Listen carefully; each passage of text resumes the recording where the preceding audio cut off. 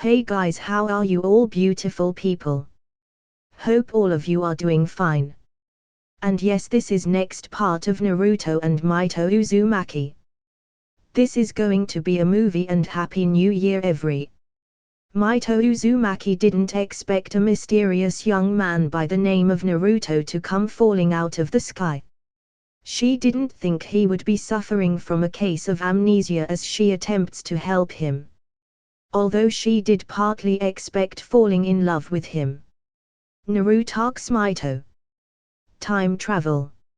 So let's start without any delay. About it? She replied sourly. Huh. I don't know really, I guess that's the way I am, he replied, no change of his personality that she basically just yelled at him. He still had this wide smile on his face. I mean, you were so friendly when you didn't have to be, he added. She sighed as they continued to walk, returning to her normal self. How would you know something like that? What if I was feigning? She asked curiously. He scratched his chin as he contemplated. I guess. I just sorta know, he simply responded. It's all in your eyes. She was a bit stunned by his answer. She didn't think that he could simply tell just by looking into someone's eyes.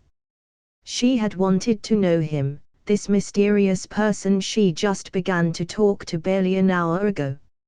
She wanted to know about him, but she didn't want to let him know too much about herself.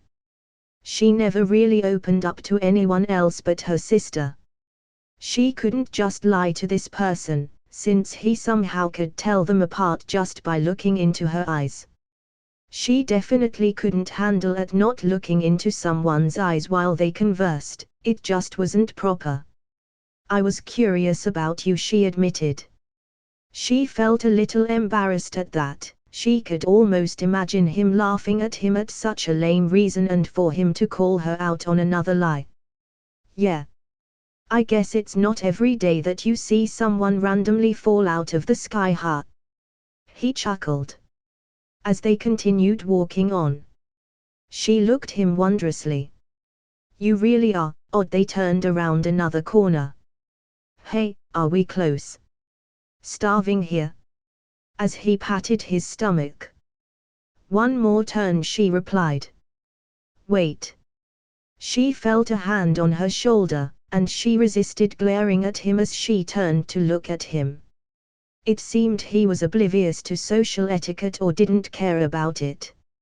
She ignored it since he was suffering from amnesia. Luckily the hand came off as he pointed towards a direction behind her. Yes. There's a ramen stand. What about ramen? As she turned to look at the direction he pointed at. No. He pointed towards a particular ramen stand titled Whirling Ramen. It's just that, I think that ramen would be amazing right now. She turned to look at him, and saw some slight drool at the edge of his mouth. He quickly got in control of himself and turned to look at her. Can we? He asked. Does ramen sound better than fresh red bean soup, sizzling grilled chicken, seasoned fried rice and grilled salmon with miso paste and a whisked egg? She frantically tried to formulate appetizing dishes, so that they wouldn't go there. He stared into space, as she finished. She thought that had accomplished it. Nope. Ramen does sound better, he stated. Come on, let's eat, as he crossed the street to go ahead without. It definitely seemed that he was ignorant of social etiquette. He's really stubborn, she sighed as she made her way to Whirling Ramen. He had already made his way inside the stand. It was small, it had flaps that separated the outside and a few chairs that the unnamed blonde sat on. She didn't hate ramen, it was a bit too low class compared to what she regularly ate. It wasn't that she hated the place, in fact, there was someone that she visited all the time in there. She didn't want to be seen with him, to be mistaken that she had a boyfriend. She ventured inside and sat herself beside the orange-clad man. Mito, a thin middle-aged man by the name of Kenji, appeared from the back. He wore a white apron and had short brown hair and had a small scar running down his left cheek. He looked more welcoming rather than intimidating despite this. He was the owner of the small ramen stand. "Good evening, Kenji," she replied out of courtesy. She saw him look back and forth between the blonde at her several times. He luckily made no attempt at commenting on this and continued on with business. "What can I get you to?" he asked. She breathed out a quiet sigh of relief. She was thankful to him. She was already going to get enough torture from the next person that would inevitably show up. "Miso pork ramen," the blonde replied after looking at the menu in the back for several long moments. "Same here please," Mito added. It seemed Kenji couldn't help but make a little jab. "One bowl or separate?" She looked at him for a moment, willing down a blush. "Separate, I'm guessing," as he went to the back. After a minute or so she waited impatiently for the next person to arrive. The cerulean eyed her curiously but she ignored him. She wanted to know more about him and she hated/loved that he had amnesia. She wanted to know what kind of skills he had in fuinjutsu, since it was enough to impress her grandfather. She wanted to know his name and how he came out of the sky. Soon a red-haired teen popped out of the back. Her long red hair was tied into a bun to keep it out of the soup. She wore a white apron with a green short-sleeved shirt. She was fair-skinned like her and also shared the same eyes, black and pupil-less. She was slender and was several inches shorter than her and had a more rounded face. The teenager's face instantly brightened as she saw her. "Mito." As he rushed to put down the soup. Soon as she did, she leaned from across the counter to try and plant a hug, which she had to complete. "Hello EMI. So where were you?" she asked. As she stepped back from the hug, she looked at the blonde beside her, still waiting for his ramen that hadn't been set down in front of him. "Dates, right?" Seeing the blonde beside her. "He's an acquaintance," Mito replied to her. He paid no attention as he looked hungrily at the ramen that was out of reach. "It starts off that way, next thing you know you're married." She made her way to the blonde, who had only noticed as she walked in front of him. "I'm EMI, Mito's sister." She let out a hand, which he completed the handshake. "What's up?" "I don't know my name though." "Weird," she shot at a glance at Mito, which Mito mentioned to the ramen. "I guess I'll talk to you later." She handed down the ramen, and left to the back. "Yeah," the spiky blonde said as he snapped his chopsticks. Finally, surprisingly, he waited for her to grab hers. It seems he's not entirely oblivious to it after all. As she prepared herself. "Itadakimasu," he yelled out. She silently watched as he dove into his ramen, her being impressed forgotten as he ate his food like a starved dog. She reasoned to herself that he hadn't really ate anything filling lately. She ignored him, returned to ramen and ate hers quietly. She thought about his energy and attitude, which was filled with positivity, like his warm chakra was of any indication. She felt the need to be beside him, to feel his chakra. She was immensely curious about him, the way she had complimented her red hair, which actually made her feel pretty, despite all of the constant compliments other men made towards her. It felt like she could actually believe in him.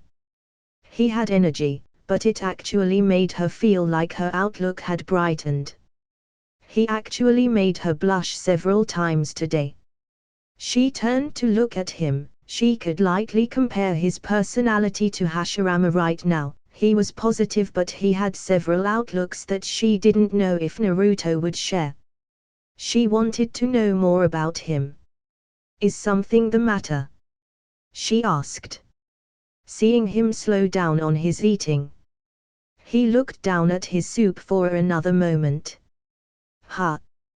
He turned to look at her. My name is Naruto, he replied. A ramen condiment. She remembered that she actually came out to see if he could remember anything. She was far too concerned with it looking like a date. Hello Naruto, she smiled, which he easily beat with one of his flashy grins. She noticed that it made her heart flutter pleasantly. She realized she actually wouldn't have minded if it looked like a date. How could you have eaten so much? Mito asked as she handed an unpleasant amount of Ryo over to Kenji. He smiled widely and deposited the Ryo into the register. Naruto looked at a stack of bowls. The top slightly teetered, threatening to fall over. He rubbed in his belly in satisfaction over the amount of ramen he ate. He looked over the red-haired woman, her look in mild disbelief at the bowls. He could imagine the succulent taste of the dish, the texture of the noodle on his tongue, along with each and every distinct flavor that the miso pork ramen provided to his taste buds. The broth was near perfection to his opinion, and he would simply drink it after finishing the noodles and other ingredients. One thing was for certain, it was amazing. He nodded to himself in agreement. Except there was something missing, something he couldn't point his finger on. Sorry. I guess I forgot my money, if I have any, he replied embarrassingly. He could go for more, but he didn't want to keep Mito any longer than he had to. She had finished her bowl of ramen long before, and had looked in shock at how fast he had eaten his share, and amongst others, he had gotten so distracted that he had completely forgotten he didn't have any method of payment for the noodles. Luckily for him, Mito had agreed to pay for his meal. He felt a little disappointment that he had forgotten about it. He reasoned that he would make it up for her one way or another. It's all right, he heard her say. She stood from her seat and straightened her white kimono. He stood up himself and followed her out the flaps of the small ramen shop. Come again, he heard Kenji yell out from within the restaurant. He had a hopeful tone of voice, satisfied from the amount of ramen he had eaten. He once again thought about what was missing. Something that could have been added to make it to perfection. Mito, I'll see you after, he heard her sister call out soon after. EMI, was it, recalling her name. The duo walked together and she replied with her own goodbyes. He followed Mito and he quickly figured out that they were going a different direction. He looked at the sky. It seemed the night had fallen instead of the dying rays of sunlight. Some street lights had turned on to keep the darkness away. The streets were mostly bare, but occasionally a couple or so would come out from another street, enjoying their private walk. He looked back up to see the beautiful amount of stars in the sky, shining brightly, as well as the crescent moon. A smooth, pleasant breeze came by and he felt it flick his hair calmingly. Naruto suddenly felt at peace, like tomorrow wouldn't matter and that he was relaxing somewhere and feeling the burning sun on his skin. He reveled in the feeling, and disregarded on why he was feeling such tenderness. Hey, he randomly called out. It felt natural to him as he turned to face the woman beside him. He flinched a little as he saw who was beside him. She turned her head towards him to look into his eyes. He saw the unmistakable aura she held in her eyes. Yes. Oddly, he was expecting someone else. There was only the red-haired woman beside him. Luckily she didn't notice the flinch he gave off, but the feeling he felt earlier whispered away. He hid his disappointment, but confusion washed over him. Where are we going? he asked. A question he had wanted to ask just disappeared and he had no hints as to what it was. He decided to ask an earlier concern, since they obviously weren't going back to her place. He was completely lost and had no idea what event might unfold before him. Night had taken over and he had no place to stay. "We're going to see my grandfather." "Oh, for what?" "Find a place for you to sleep in," she replied. "Oh, cool." He certainly felt like an oddity here. He had woken barely more than an hour ago and in some beautiful stranger's home no less. He peeked at woman beside him, who carried herself proudly. She had beautiful smooth red hair tied in buns, but some swept aside that hugged her cheeks and jawline. Her lips were pursed but he could tell they were quite supple and pink. Her skin was quite porcelain in comparison to his and she had a purplish diamond mark on her forehead. She wore some sort of small golden crown between her tied-up buns. Under her white kimono she wore some sort red dress underneath and flowed gently above the ground. He wondered if he had ever met someone who dressed as elegant as she did. Despite her regal appearance she had this childlike curiosity in her eyes. He also just felt the warmth and tenderness within them. "Don't worry, I'll visit you," she said reassuringly. "Thanks." "So how long was I out?" he asked. 2 days, she replied. He could tell she was eager to ask some questions, but was holding back. It was obvious as to why. "I don't even know myself. What's my last name?" He tapped his chin thoughtfully. Only one surname kept appearing in his head. "So how does a Naruto Uzumaki sound?" As he continued tapping his chin. Although the only connection was that was only the surname he'd heard. He looked curiously at the red head. It did have a nice ring to it. He thought he saw a faint blush appear for a split second before it disappeared. It sounds perfect actually," although he did catch the small stammer. "I really like your hair, it's like gold," she added almost nervously. He noticed that were plenty of red-haired people around here. Occasionally he found the brown-haired or raven-haired individual when they walking to find something to eat. Thanks," he replied with a smile. He swept a hand over his unruly hair. He realized that he hadn't exactly looked over himself in a mirror as of yet. "It might be a possibility," she added. "That you actually could be an Uzumaki." "Really? How's that?"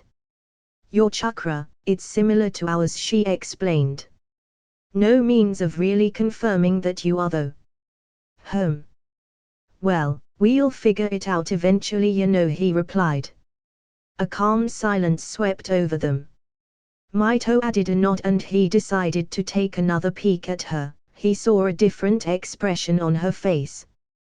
Her eyes were focused and her lips were slightly unnatural compared to before. With nothing to focus on, and with the lack of talk with their companionable silence, he attempted to recreate her expression. After a moment or so, he found that she was biting the inside of her right cheek and which made her lips slightly misplaced. Getting the little mystery over and done with, his thoughts pranced about nothing in particular. This amnesia thing is boring. He tried to contemplate, but it lacked cohesive direction. There wasn't much to think about when he couldn't recall anything. All it did was create more questions that couldn't be answered. He might as well share it with Mito later on. Bringing his mind together, he focused about the dinner they shared together and felt himself slightly drooling at the thought of the dish. "Oh yeah, thanks for paying for the ramen," wiping the hint of drool starting to form at the corner of his mouth. "It's of no concern, I was the one who had forgotten you had money. So I do have some money, huh? I promise I'll pay you back. He figured that it was in the bag that he had left behind at her apartment. You don't need to, she replied, which surprised him a little. Really? But I want to. He was met with silence, looked over to her to see a contemplative look. An anticipating smile revealed itself after a moment. Well, if you insist. I do. Then I suppose I can come up with something, she replied. He saw an expression that showed him that she was anticipating for when he did. He speculated on what it might be about. Looking forward to it, he answered honestly. He wanted to be around her, since she was so intent on helping him with his memories. The red-haired woman did carry a welcoming presence. He noticed her slow down on her pace and looked to her to see what it was. Here we are, she added, looking in up front. He followed her gaze to see a large building on an incline, and stairs led the way to the top. It wasn't exactly grand, but it did look impressive compared to the other buildings surrounding it. This is weird. He was lost at what he was comparing the building to. The thought escaped from him before he could catch it. This is the Uzumaki mansion. This is where the clan leader resides in and the village's leader. So are there two people? He asked, only for the redhead to shake her head. They are the one and the same. She took the lead once more and Naruto followed. Oh, he inspected the building more closely as they walked up the stairs. The building was 3 stories in height, although the third floor seemed to be smaller in width. He speculated that the clan leader resided on that floor. 4 large decorated wooden pillars were supporting an open roof before the doors that led inside. Right above the doors were a large crest of a red swirl. Beside the stairs were grass and several flowers popping from out of the ground. Naruto was brought out of his detailing when he noticed the woman was walking slightly in front of him. He would be blind if he didn't notice her swaying hips. The obi tied around her waist only accentuated her bottom. He cleared his throat and furthered his pace to match hers. He quickly willed down the heat on his cheeks. So, your grandfather is here, right? Yes. He's the clan leader. He reached the door first and opened it for her. Thank you, he nodded and followed her inside.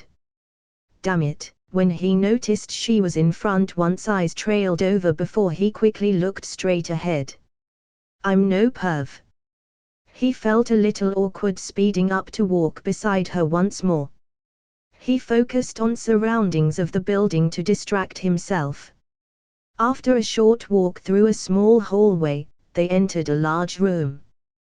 There was a pair of stairs that they took that led to the 3rd floor in the middle of the room, while there was surrounding hallways that led to different rooms on each floor.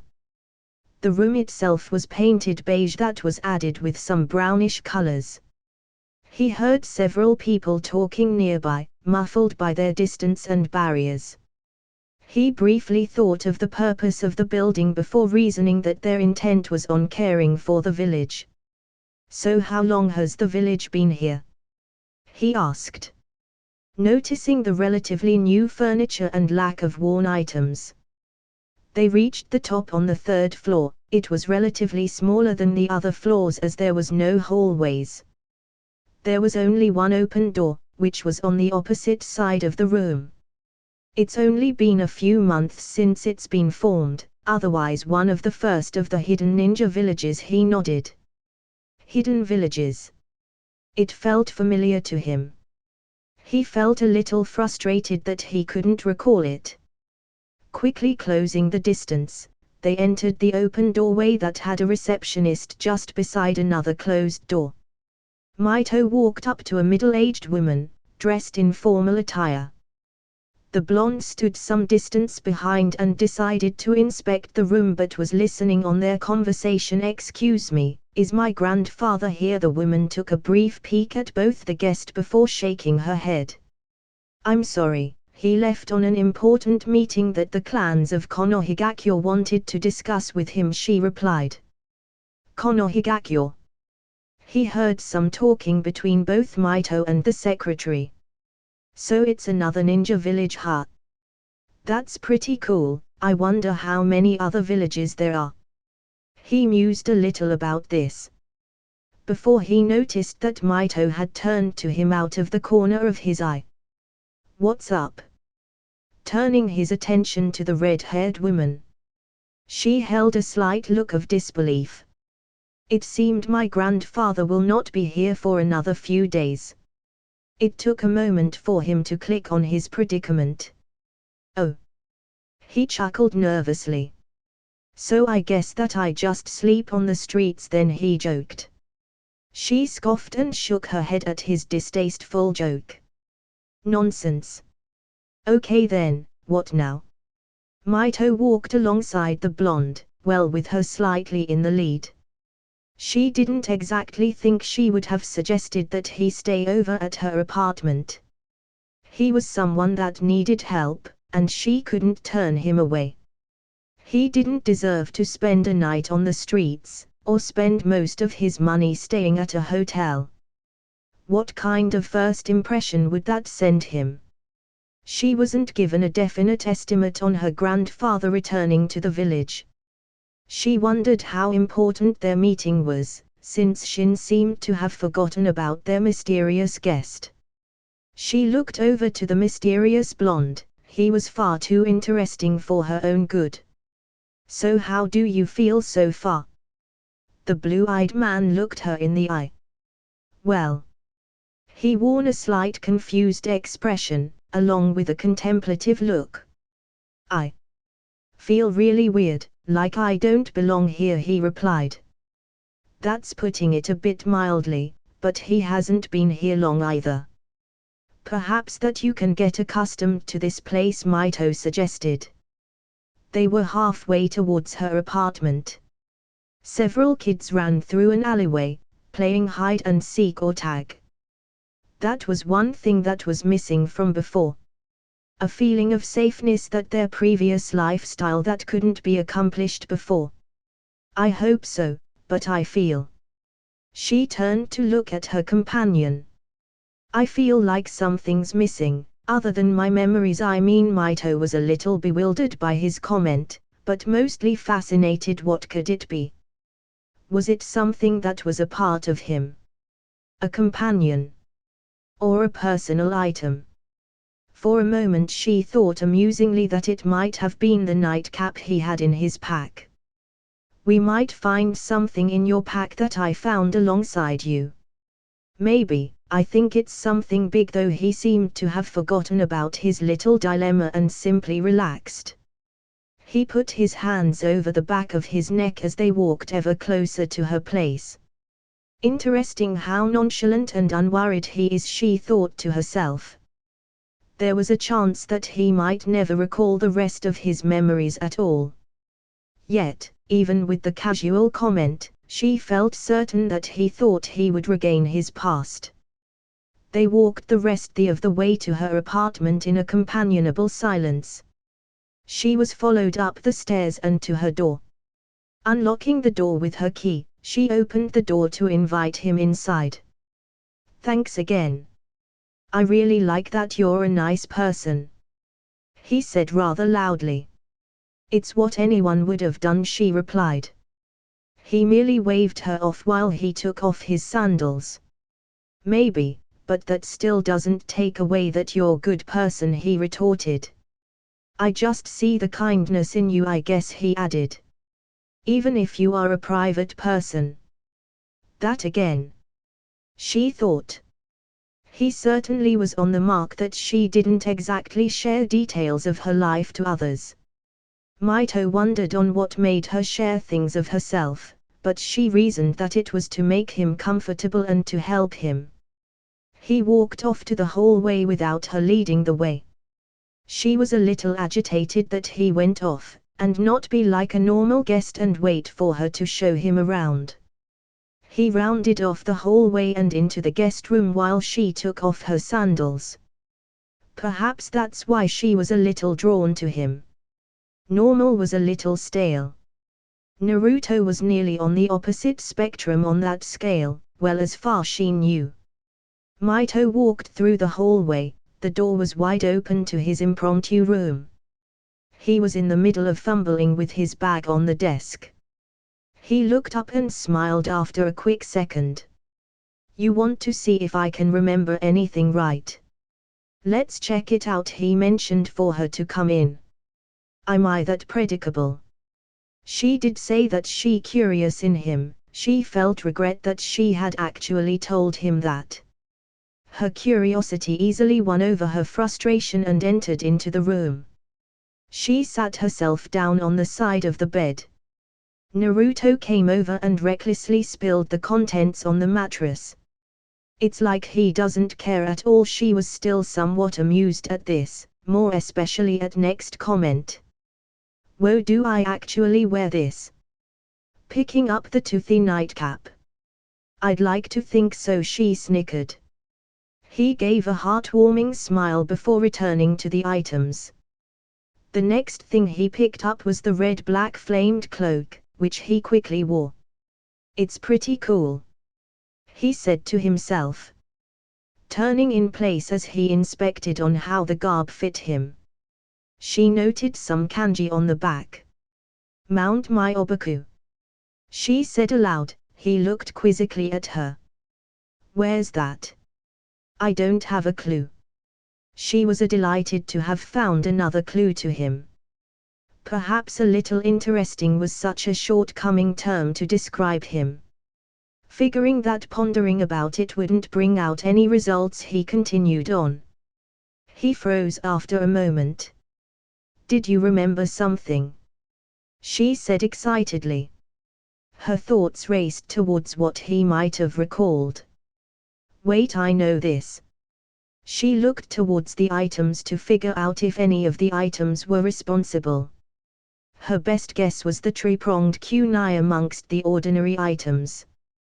He seemed to reach for it, only to pass right by it and over to his stuffed frog wallet. "I call this Goma-chan."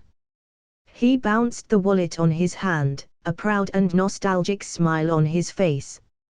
Mito wasn't expecting this, completely blindsided that he had recalled something insignificant that didn't reveal much other than he was a little childish in nature. She giggled, which had quickly grown to full-blown laughter.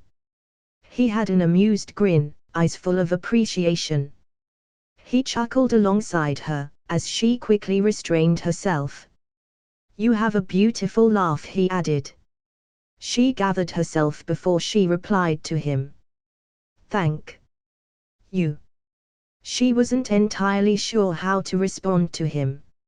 How was she supposed to reply? Would a compliment suffice? She wasn't well versed in that regard. Kunoichi were people and ninja like everyone else. Seduction was entirely optional. She obviously chose not to specify in that manner. He seemed to have moved on before she could reply. He unrolled the sealing scroll, which she remembered as the scroll that was kept full of the special kunai. "Okay, what's going here? I feel like I should do something." As he inspected the sealing formula. "Here, let me show you." She was given the scroll and he looked curiously at her. "You channel chakra on the formula. Depending on the amount of chakra and bursts," she demonstrated it, and 2 kunai flew wildly afoot in the air. She was about to grab them before she was beaten to it. He easily caught them by their handles. He twirled the one in his right hand as he inspected. "Ha, cool," he said. It wasn't impressive by shinobi standards, but a mere civilian would have struggled. "So I guess he really is a ninja." She guessed that he had only done it on instinct. "So what are these markings?" he asked. She had some time to inspect the formula itself. She came to the same conclusion as her grandfather. "I believe it's a space-time sealing formula, so I suppose it's used for teleportation," she answered him. He hummed while continued to inspect it. She noted how good the cloak fit on him, like it was especially made for him. There wasn't much that was answered today, and only more mysteries appeared. He didn't seem to have recalled anything that related to his past, other than his wallet. So what is it that's missing in him? A constantly growing puzzle, along pieces that were blurred and only revealed itself after some time. It excited her. You didn't recall anything else? She asked curiously. Nah. He replied.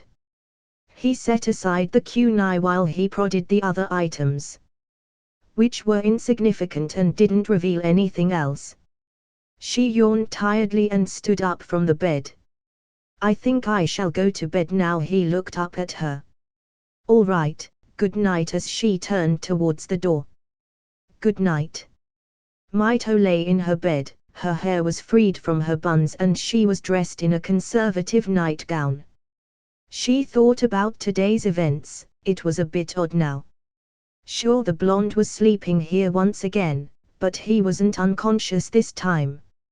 She also invited to stay over. While she was satisfied with it looking like a date, undoubtedly she wasn't okay if someone she practically met today was seen entering her home and looking like. She felt her face flare up at the thought. She certainly felt desires to be intimate with the opposite sex, but only with a man she loved. It was only very recently, the forming of the village, that she even begun to search for someone of potential.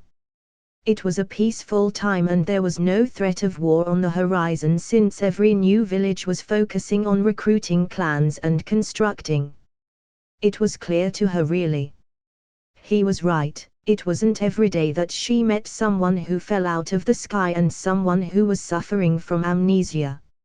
She thought about his strong jawline and adorable whiskers, oceanic blue eyes that spoke of immeasurable depth. His enticing lips and firm voice. He was very peculiar and she wanted to find out more and help him along the way. It certainly was a bonus that she found him attractive. She recalled her thoughts on when he said their clan name. Naruto Uzumaki. When he had said it, for some odd reason, she thought of how he might obtain that name, marriage. It was only for a split second, but it had made her flustered.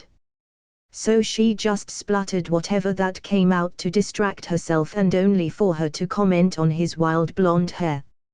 He certainly looked exotic in this place. There wasn't really people with golden hair in Uzu. She wondered what he was doing, since he had just woken up not long ago. She wasn't as tired as she initially thought. Perhaps she would need to be a good host and figure out something he could do to entertain himself. She sat up from her bed and turned on the lamp and thought about what he could do. She had several books that he could read. She wasn't sure if he would like any of them. Most were fiction, and delved into aspects of life and morality. She didn't think he would like little romance she had. Mito thought that perhaps he would enjoy a few games of Shaojai or Go with her. She didn't particularly have many opponents to test her skill. Deciding that she would ask him herself, she walked to her door and absent-mindedly straightened her hair. The door opened silently. She wondered if she would live here long enough for it to creak. She walked across to the door opposite and knocked quietly. There was no answer and she knocked once again. Still no answer. She thought briefly that he might have gone for a walk. She turned the knob and peeked through the door to confirm her theory. Mito nearly faltered when she saw him lightly snoring, dead asleep on the bed. How is that possible? She thought as some drool escaped from the corner of his mouth. She nearly let out a snicker when she heard a ramen escape from him. I suppose he really enjoys the dish. She realized what she doing when he tossed and turned over the blanket, revealing that he wore orange boxers. Her face turned red and she quickly closed the door to the guest room and walked back to her own room. He's unpredictable, as she slid under her blanket and turned off her lamp. Mito thought once more about her new guest while she waited for sleep to take her. She didn't remember the last time she had laughed like that, carefree almost. Mount Myoboku. It sounded a little familiar, it was something distant she couldn't pinpoint. It flitted around in her head in wait for a specific object or word to help jumpstart her memory. She disregarded it and decided to wait for it to come around. She was also interested about the seal on his kunai, curious to see how it functioned in action. Wondering if it was anything similar to the Shunshin Jutsu, which was accelerated movement. Although it differed as the seal allowed transportation, perhaps of the person with the technique. It was clear that he had shinobi training. Perhaps some training and chakra exercises would help stimulate his abilities. Her thoughts roamed about the blonde through the night, until sleep overruled her. She heard some loud irritating knocking. Repetitive and in a specific manner, it felt like her sister had arrived at her house. She opened her eyes to find her room had brightened from the morning sun. Mito felt like the sun had risen too early. A brief look at her clock revealed she had woken up an hour later than she usually woke up. Odd. At 8 in the morning she regularly felt rested. Another hour for sleep felt like bliss to her at the moment. Come on, Mito. She heard the low muffled yells from her little sister, accompanying it the loud knocks. She felt a little sloppy as she rose from her comforting bed and quickly searched for her robe, since she still wore her nightgown. She did her best to wipe the sleep from her eyes and she picked up her brush and hairpins and walked out her door. She walked down the hallways and heard the fiddling of a door handle behind. Bathroom. Hearing a low mumble from Naruto.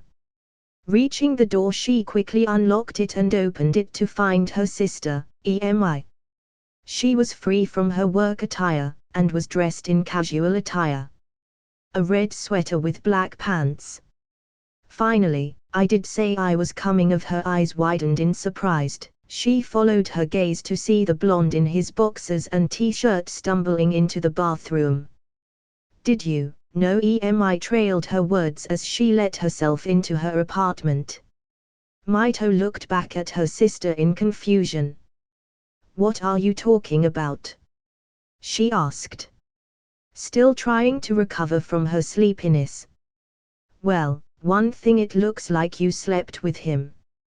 Emi said bluntly. What? Come on, he's half naked and inside your place. You still look tired and I thought you were usually dressed by now, Emi continued as she entered her kitchen. It's a bit logical from my point of view. Mito went pale. It's.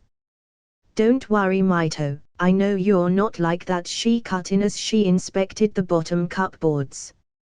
It is pretty suspicious though, she added. Mito had already figured that out for herself. So tell me about this guy. He popped out of nowhere and you were with him. Mito quickly gathered herself. She still felt a little flustered. She knew that it would go like this. She decided to focus on brushing her hair to tie into her buns. That's quite accurate actually. What do you mean? She heard the flushing of the toilet and the subsequent sink. Exact.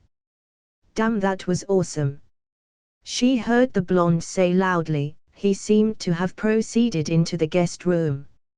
Emi looked wordlessly at her, Mito giving a sheepish look. They heard a closing of a door and she began talking once again. Not really a person like yourself, is he? As she returned to prodding the cupboards. No. Mito admitted. He was far from being eloquent. He didn't really respond to social cues, most of the time. His table manners when he began to eat were atrocious. You don't have any flour? As she ceased her searching. She stood up and walked over to the fridge and inspected briefly. Or any blueberries? I forgot. Mito replied. She recalled that she was supposed to go get some more yesterday. Emi had a knowing look, no doubt to talk about the blonde. So what was that about him not knowing his own name? She asked. He has amnesia, and about before, he really did appear out of nowhere, Mito replied. Now that she thought about it, did the kunai had any sort of correlation with it? You're doing it again. Interrupting her thought process. Doing what? That face you always do when you're interested in something. She had odd smile on her, along with mischievous sparkle in her eyes. So someone has caught your attention, huh? Now that's fascinating. And Mito felt a little defiant, but she certainly wouldn't let her little sister see the heat that was starting to form around her cheeks. And you're not feeling bad? I thought you were interested in Hashirama. He's a clan leader and a powerful shinobi, she prodded. Mito sighed. She always began to get like this whenever romance was involved. She always insisted on finding someone, saying that she deserved to have happiness. Mito was perfectly content on taking her time. Rushing through things wasn't exactly her way of doing things. She tried to formulate a reasonable response to answer her sister. It's because he has amnesia, huh? Well. She didn't quite know how to respond to that. Admit it, you think he's far more interesting than the god of shinobi, right? Mito heard the door swing open. Emi, he's still inside, she whispered to her. Still, she found herself agreeing with her sister. It was quite petty, but the way she met Naruto far exceeded the way her and Hashirama met. Fine, fine. The blonde quickly made his way to where they were. Yo. Morning, Mito, and Emi, right? She gave her greetings and her sister carefully eyed him. Morning to you too, her little sister replied. Right. I remember my name now, it's Naruto, he replied. Mito could almost feel the energy that poured off him, from every word he said. Energetic and almost carelessly. Oh really?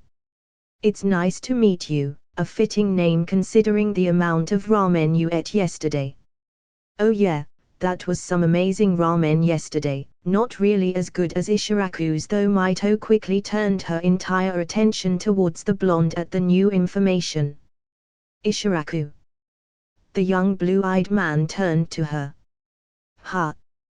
He scratched his head thoughtfully. No idea where that came from. Guess it's another ramen stand or something, Emi suggested. Also don't let Kenji know you said that, she added. Oh man, if that Ishiraku's is better, then I want some of that ramen, he replied.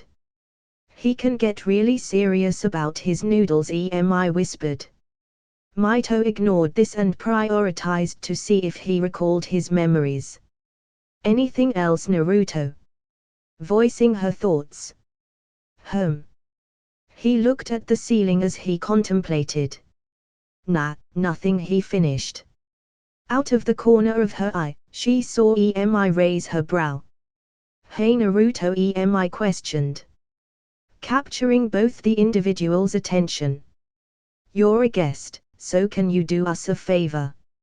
Yeah sure, what is it? He replied without hesitation. Emi dug into her wallet and pulled out some Rio. Can you go get some flour and blueberries for us? Emi quickly explained where the nearest grocery store was located. Mito knew what she wanted to do. Emi wanted to have some girl time and talk about the blonde that slept over. No problem. Giving a salute, he quickly put on his sandals. Naruto, you really don't have to do this, Mito voiced. It's all right, this is easy stuff, he waved and proceeded outside without any further arguments from her. The door slammed shut, effectively leaving her alone with her sister. She didn't like the boy talk. Well, I have to say, Emi started to speak.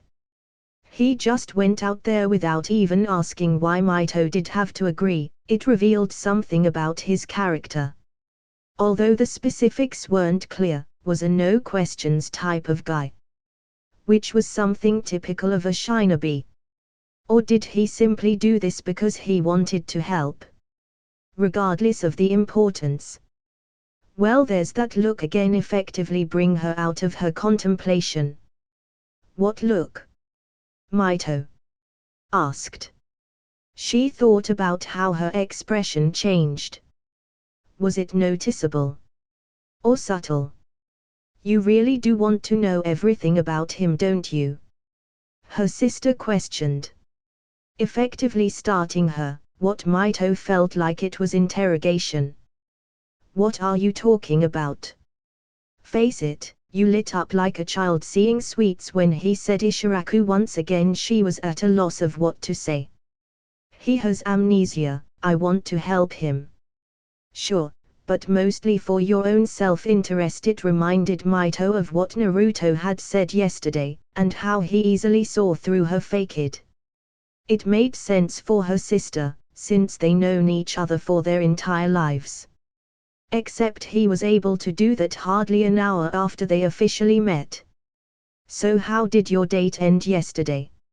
It wasn't a date. I don't see anything romantic between bowls of ramen and sitting side by side, Mito retorted. Yeah. It's mostly done when you're comfortable with one another or between friends. Mito reflected on this. With his warm chakra, she did feel incredibly calm and comfortable around him. It was a little odd. But you're not friends, and that totally was a date, Mito sighed. Why do you insist? She asked. She already knew of the answer. EMI wanted her big sister to be happy. EMI ignored this and continued. Well, did you flirt with him? And him with you? She asked. No. She said unconvincingly. She reflected on yesterday, the comments they had made to each other. She definitely wasn't one for dating. He did say, I have beautiful laugh and that I was a nice person, among other things. There you go. That was flirting? Mito asked. Yeah, obviously, EMI replied. Mito looked at her sister. This realization hit Mito like a ton of bricks. How could she have been so oblivious to it? There were sure told signs that he was. Even she had returned the mutual courtesy. But to her, it didn't really feel like he was just flirting. It sounded more like he was just stating the obvious. Just absolute genuine comments, at least she felt that way about it. He didn't seem to be the deceiving type, despite being a shinobi. You were flirting with him too, weren't you? Yes. She said quietly. He wondered if he knew about it. Did he know that he was flirting? He couldn't as oblivious to it. Worse of all, they were supposed to go on another date today. The thing was, she was greatly looking forward to it. Naruto sat on the chair of the bakery shop.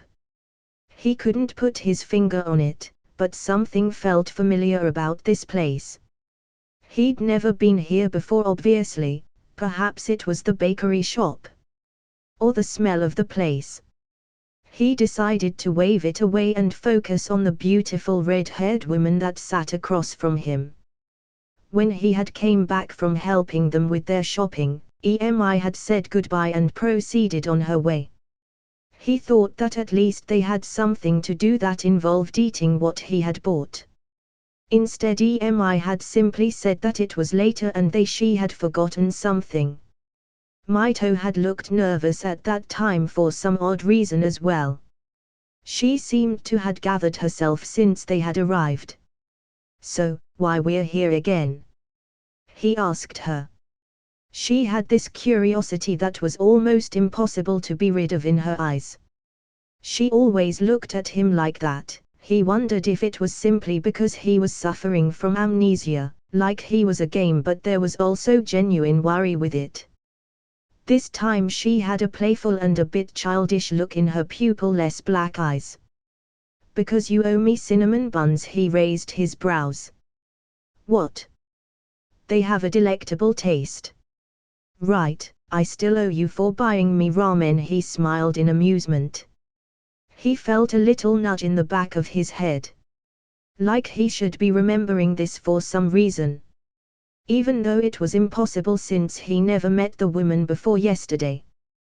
By this time the waiter came by and quickly came and dropped off the cinnamon buns. Prior to this, she had already paid for it with his money. The shop itself was very homey. It seemed to be built for comfort as they sat on large comfortable seats, and there was tall dividers that separated each table for privacy. He watched as the woman known as Mito picked off a bun and took a careful bite of the treats. She closed her eyes and slightly moaned in pleasure as she did. He chuckled and she seemed to remember that she wasn't alone. A cute light blush flashed across her cheeks and she wiped her face with a napkin. I got carried away, she replied embarrassingly. Her blush quickly disappearing. Hey, it's all right, it's cute you know, he said. This time a darker blush appeared on her face. Naruto found himself looking at a different colored eyes. There was no sound, and his surroundings seemed to be hazy and unfocused. This girl in front of him wasn't Mito. She had long midnight hair and pale pupil-less lavender-tinted eyes. To Naruto, she was as breathtaking as the red-haired woman. She had a slight happy smile on her face, and when they locked eyes for a moment, he found warmth and love and happiness. She looked shyly away and a rose-colored tint appeared on her cheeks. The smile widened slightly. Who is she? Naruto thought to himself. Her pink, inviting and luscious lips moved but no sound came out. She brought a cinnamon to her mouth and took a small bite. Is this what felt familiar? Naruto. Mito said questionably. He found himself looking in black pupil-less eyes. A different color and different emotions replaced the lavender eyes. Curiosity etched in her eyes, but concern was more prevalent. I just remembered something, that's all, composing himself as he replied. Can I ask what? Yeah, there was someone who seemed to have liked cinnamon buns just as much as you did, he smiled at her. It felt right to say, he had said only on a whim, but it felt like the truth. I don't remember her name though. He watched her slightly deflate at the new information. Her eyes flashed with some disappointment, but she still carried a small smile. Her? She asked. What did you remember exactly? He thought about the midnight head at what they were doing. Doing what we're doing now. What do you mean? He didn't understand what she meant by that. Sitting here and eating, I guess, he replied. I just saw what she looks like a bit. I see. Mito added. Weird, he thought. He grabbed a bun for himself as he looked out the window of the shop. The bakery was located just outside a small park. People enjoying themselves as they walked through along with their families. He thought about the girl in his memory. Those white eyes of hers. He felt like it was a little special than others. Man, all this is so confusing. Where was this person? Did he know other people? Would they freak out when they saw him? So many things. Even if you haven't really promised, thanks for helping try to get my memories back, he said the woman. At least he had some help, a person who wanted to.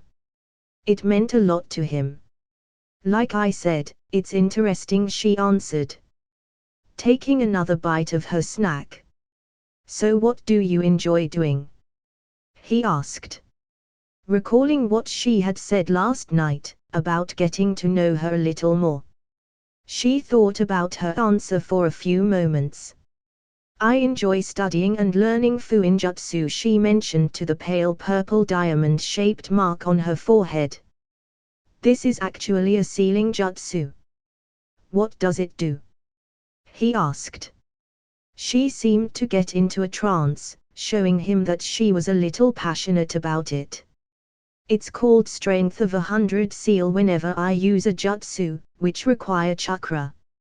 I don't have to utilize any of my own. Wow, that's pretty cool. Thinking about jutsu made him get hyped up. Could you show me any of your jutsu? It's what I thought of earlier. Perhaps you can remember something if we train together. What kind of training? He asked. I can show you examples of my own ninjutsu, and along with chakra exercises. She seemed to be anticipating as much as he was. Could he remember anything? What excited him most was that he could recall any sort of cool jutsu. I hope it's going to be awesome. I can't wait for it. He wanted to get started right now, screw the cinnamon buns. But I thought perhaps that you would want to visit where you had fallen first, Mito suggested. All right, he relented. Although training sounded more exciting, he did want to see if anything could come out of it. Why do I get this feeling that I don't belong? Wow, this was far, the blonde commented. Really long too. It's a walk that I enjoy. She proceeded through the meadow.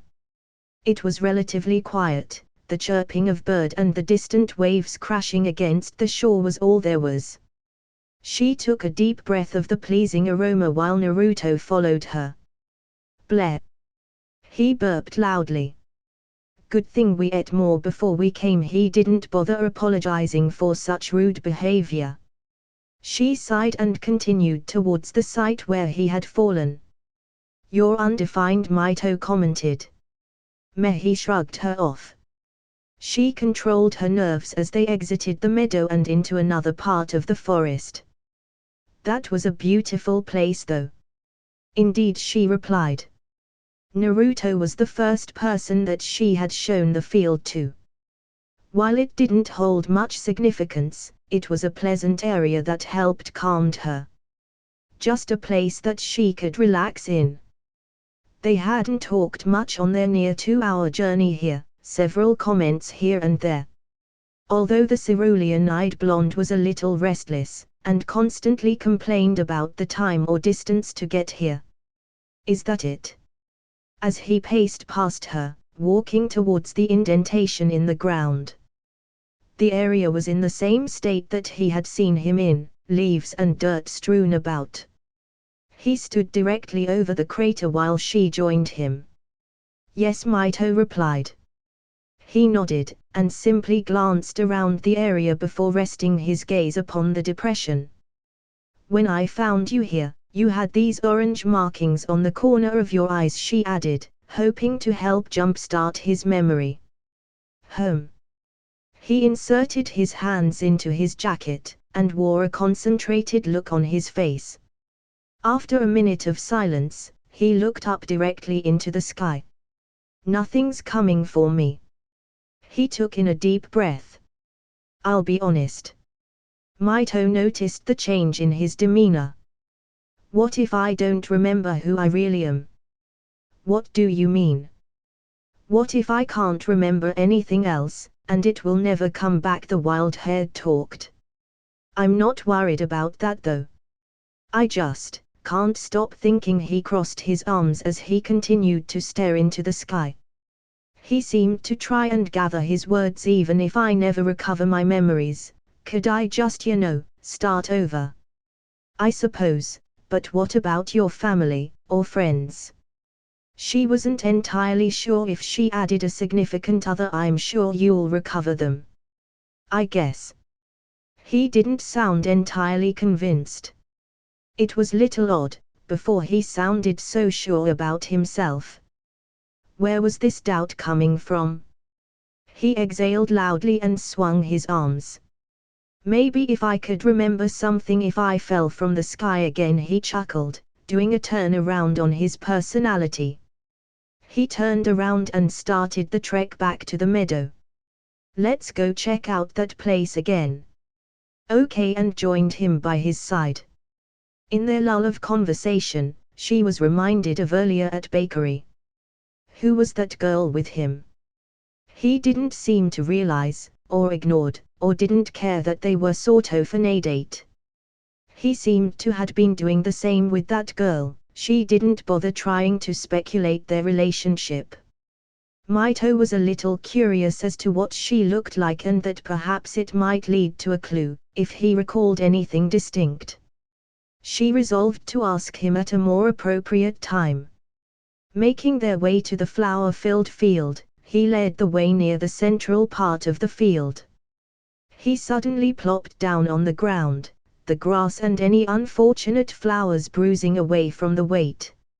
Mito looked curiously at the fellow, who was nestled on the ground. Come join me, he said to her, eyes shut closed. I much rather not, she replied. She was a little concerned of dirt potentially getting into her hair. She might be a kunoichi, but she didn't want to get unnecessarily dirty. The most that she would do was to sit down. She sat down a comfortable distance away from him, his outstretched left arm within reach. He peeked with a sideways glance and raised his brow. That's boring, he replied with an annoyed tone of voice. Come on, just lay down and feel amazing. I don't see how that would make me feel spectacular, she retorted. Well, all you see are the clouds rolling by in the sky, the heat on the sun on your skin, he sighed contentedly for a moment. I just feel one with nature, you know, and nothing really matters other than right now, he said softly. She was a bit bewildered from his sudden change in the dynamic of his character. She smiled wistfully. If you say so, she relented to him. She quickly disposed her buns in her hair and the small crown nestled between them. Her hair fell down to her shoulders and placed the items to the side. Is something the matter? Seeing him with an odd look on his face. You really look good like that, you know, she realized that she had been seen without her usual buns. He had completely taken down her guard without her realizing. When did she get so comfortable with him? Thank you, she was able to control the heat. She was still unused to the sincerity in his words. She quickly reasoned that putting her hair butt into place would be a little unbecoming. She leaned back and placed her head on the grass. She looked up into the cerulean sky. Some white fluffy clouds hovered over the land. She felt the comfortable heat on her skin and face. She did feel a little calmer actually. She didn't necessarily feel one with nature though. I sort of see what you mean, she said to him. Of course I'm right, he replied confidently. She looked at the blue sky. She was slightly reminded of the blonde's eyes. She turned to him and she saw a content and nostalgic smile on his face. She wondered if he remembered anything at all during his time here. Mito couldn't deny that she was physically attracted to him. He turned to look at her, with his cerulean eyes. Despite his amnesia, it was obvious that he was an honest, virtuous person but also an odd character. She turned to look back up at the sky, and that perhaps, in future she may fall for him. Mito Uzumaki. Naruto looked towards the intrusion in their walk. Two people appeared behind them. One was a long-haired blonde man wearing a metal forehead protector with a leaf symbol. The other man wore the grey Uzumaki clan armor, along with similar band. The only exception was it carried a swirl. Both seemed tired with their rugged appearance, some sweat beading down their faces. We have urgent news, the Uzu Shogakyo Shinobi explained. Yes, what is it? Mito shot a particular look at Naruto, which he easily understood. He relaxed, not paying attention to conversation. It nothing to do with him anyway, a fact that Mito obviously recognized. He also wasn't looking forward to what might happen if he listened in. So he walked a short distance away and examined his surroundings of the village around him. Some children ran across a street, going into a nearby candy store. The sun was hanging low in the sky, a fact that surprised him. Time seemed to have passed quickly today. It had been a week since he had been here. Well, conscious at least. He had gotten to know Mito and Emi a little more, since he was staying at her place. Nearly every part of the day was spent with Mito. He had merely been shown around the village, escorted by her and Emi at times. The time they awakened was far too early in his opinion. Apparently, sleeping past 10 in the morning was too tardy. Still, he enjoyed the sights around Uzumaki. He had met some of Mito's friends, shinobi and civilians alike. He tried to remember their names, as they were plentiful. They liked to comment on his exotic appearance quite a bit. Some curious glances were always sent his way, as he was a stranger. Other than the Uzumaki clan members, others sent him wary and calculating stares. He also found out that he was actually being kept around Mito because of her skills as a shinobi. Reminded of that fact, they were supposed to find out if he was able to retain any of his skills as a ninja. A coming plan that he was excited for. Mito kept conversing with the duo. He thought briefly on what it was about, but he kept his distance as they spoke in hushed tones. Several times before, he had listened in on Mito's other conversations with her friends. Before he was berated that it was incredibly rude to do so, especially when it was private.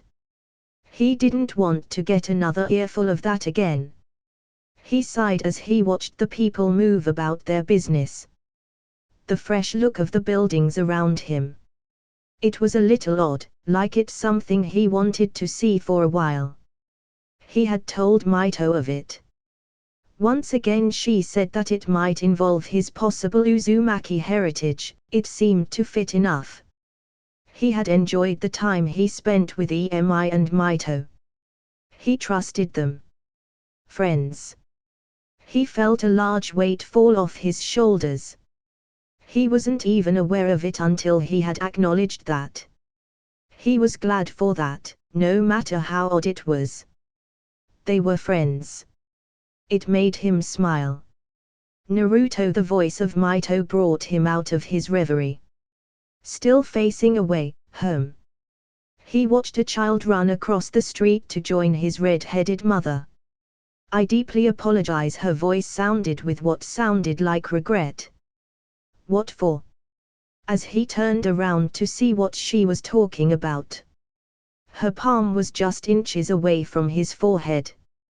He couldn't comprehend what just happened, but when he was tapped by her, he was met with blackness. What felt like a moment later, he felt himself stir. His head certainly felt odd, nearly bordering on an headache but not quite. Like he had slept for an abysmal amount but still felt groggy after waking. Or something. He opened his eyes to see familiar patterns on the ceiling. He blinked once more to try and figure out what had occurred. What the hell just happened? As he sat up. By then he noticed a figure sitting on the other couch beside him. He quickly figured out that he was on the couch in the living room of Mito's apartment, and she was the person on the loveseat. She took no time in explaining what had happened to him. Sort of. That man was a Yamanka, so he checked your memories and to see if it was possible to recover them. Not that. What did you do to me?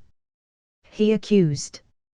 Naruto couldn't help but feel betrayed, just when he thought she was friend. Still, at least he wasn't bounded or in prison.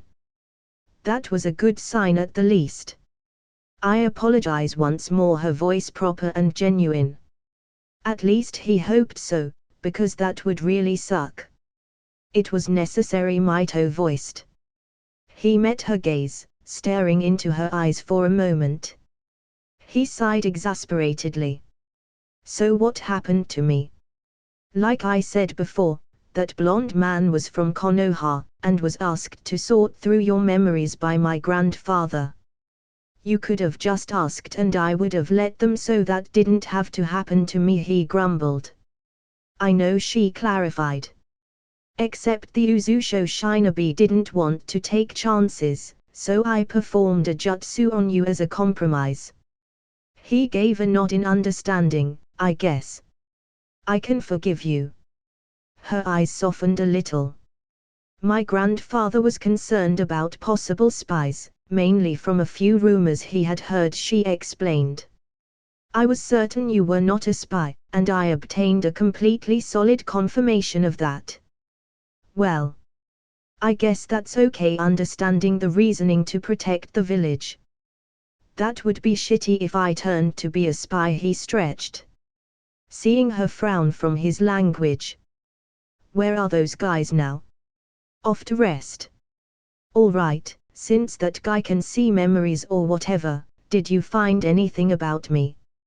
Naruto voiced curiously. Interestingly enough, there was no mental blockages to your mind, safeguards, or anything indicating that you should collect information or sabotage our village. Nodding at her response. The only thing he wanted to do was to eat ramen and hang with Emi and Mito, along with exploring Uzushogakyo. Those official buildings bored him a little, but it was nice to see, and from Mito's expression, she knew that as well. Also, apparently it was just mostly devoid of memories. She trailed off. Her voice sounded almost disappointed, but there was also some curiosity as well. He gave her a blank look. Ah, so. He needed an explanation. He knew next to nothing about the subject. You hardly have any memories at all, other than the things you know now. You shouldn't be recalling anything else from the memories present, if the Yamanka was correct. Well, I guess. Naruto replied. He hadn't remembered anything else for quite a bit. I still have these pools though, like it's on the tip of my tongue, but it won't come, he explained. The man was only concerned on fulfilling his orders, to locate any indications that you were an infiltrator. Which he hadn't, although he did say it was unusually devoid, she explained. He felt himself frown. Well, that's really vague. Naruto complained. So I might never know who I truly am, huh? For some reason, he was a little glad he put that thought away for now. This is stupidly confusing. There's no need to jump to conclusions, he was able to find something peculiar. He furrowed his brow in some annoyance, waiting for her to continue. He was able to see a certain individual. That woman you saw earlier is a Hyuga. Of course, he had no idea what that meant. The word Hyuga left him completely blank.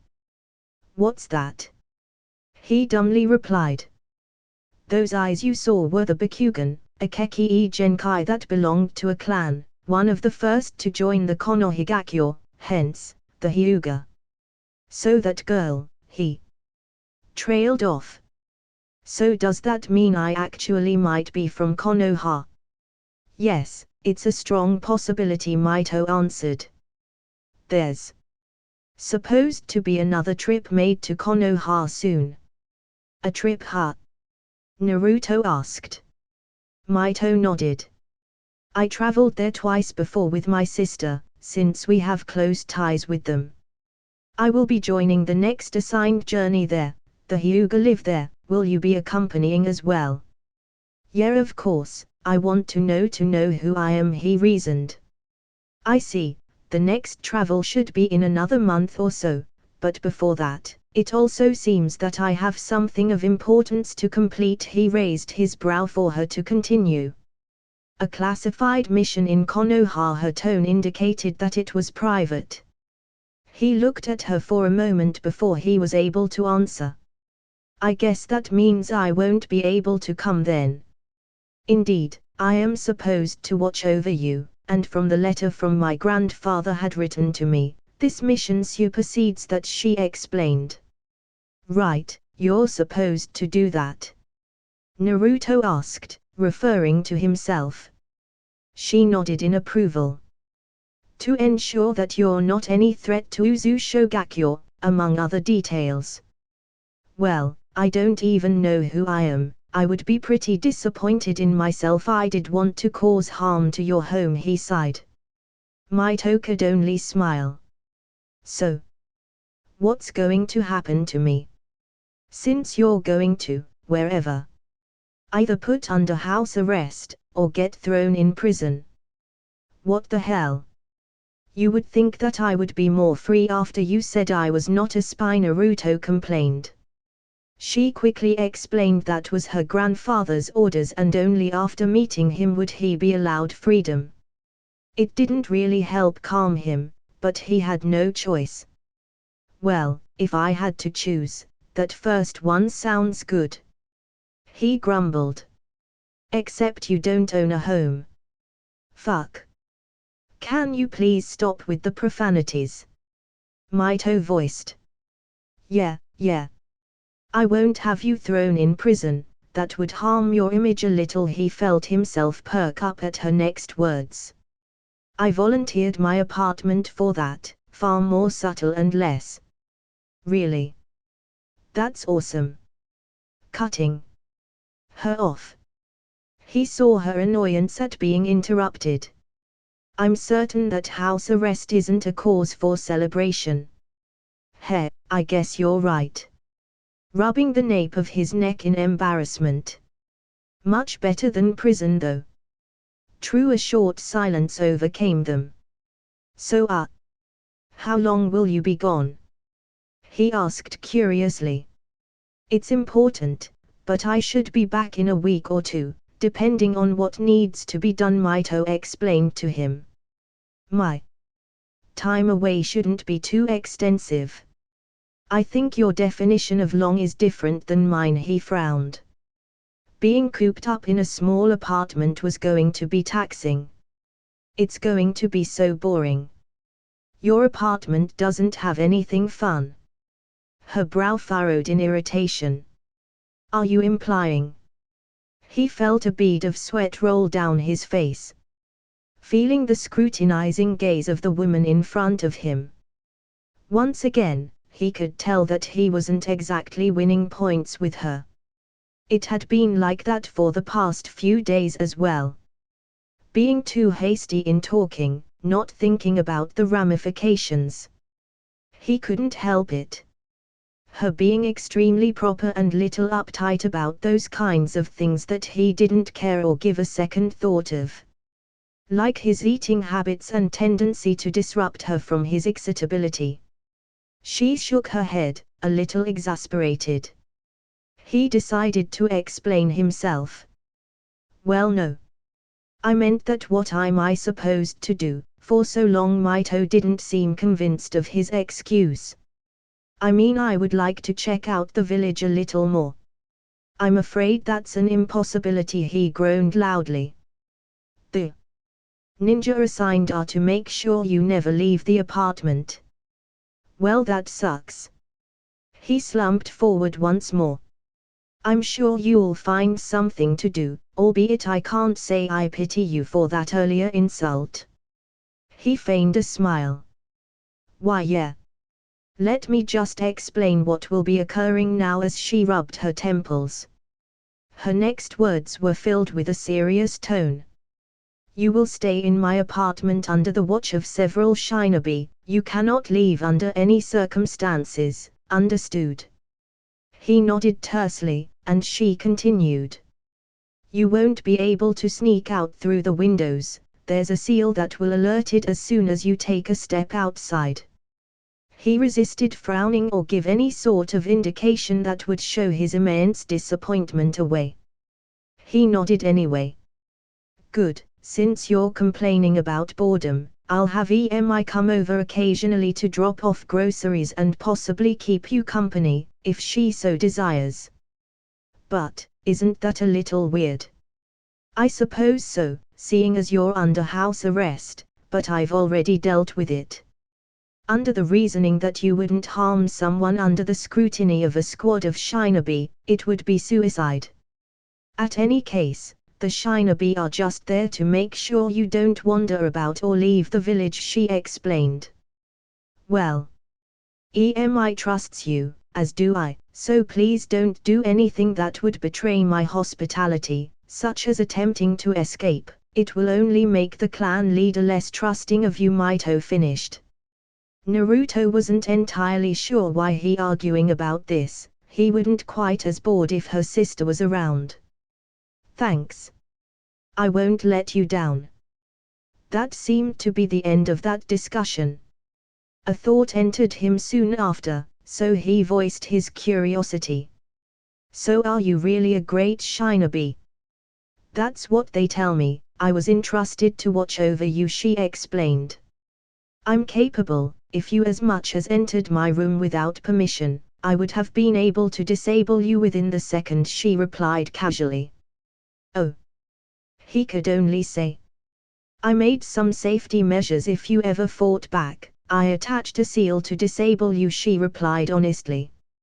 He looked down at his hands. As far as he was concerned, he never saw anything on him. But I did genuinely believe that you were a good person. He was flattered by the comment. Really? What's the seal do? He asked curiously. It paralyzes you, and would render you absolutely harmless and susceptible to attack, she explained. It's located on the back of your neck. Cool, Naruto could only reply as he felt for some sign where she said it was. All he felt was smooth skin. Can we try it? Adding excitedly. You want to try it? Mito's expression was of mild disbelief. I'm fairly positive that it is not pleasant to experience. I'm sure it will be fine. Go ahead and do it. He waited for her to complete it, but she was hesitating. Come on, trying to reassure her. You're curious about this, aren't you? He nodded. If you're so determined. He bobbed his head once more, which made her sigh. I know you won't enjoy this. If you do, I'm afraid you're a masochist. She raised her hand, forming some seal. Do it. He blinked a few times. She seemed to be hesitating. Come on, Mito frowned. Almost instantly, he felt his panic right away. His muscles locked, unable to move. Falling to his side, thankfully landing on the couch. It was too foreign, terrifying, knowing nothing responded to your demands. It was torture. He never wanted to experience such a thing again. He was able to move a movement later. He sat up, moving his limbs, just to be sure they reacted. Naruto cleared his throat, trying to shake the earlier feeling. He shuddered. I'm not sure I'm entirely comfortable knowing you have that much power over me. He tried to be joking, but his current tone of worry betrayed that. She laughed. I warned you, but it's fairly late now, and I have a mission to tend to early in the morning. He squirmed when she stood up without mentioning to take off the seal. He was able to calm himself though, since he had nothing to worry about. He would never give her a reason to activate it again. At least that's what he told himself. Then again, she was helping him with his problem. He was thankful for that. It's nice having a good friend helping me, he said out loud. He saw her retreating form freeze, before turning around and giving a warm smile. He felt funny. I suppose it's quite easy being friends with you. Even EMI thinks so. What makes you trust me so easily? He asked. Mito turned to face him. The same could be said of you also wear your emotions on your sleeve and I also don't see how it's possible for someone with an aura like yours to be immoral. She walked away, but not before adding something. I also deactivated the seal permanently as she left to her room.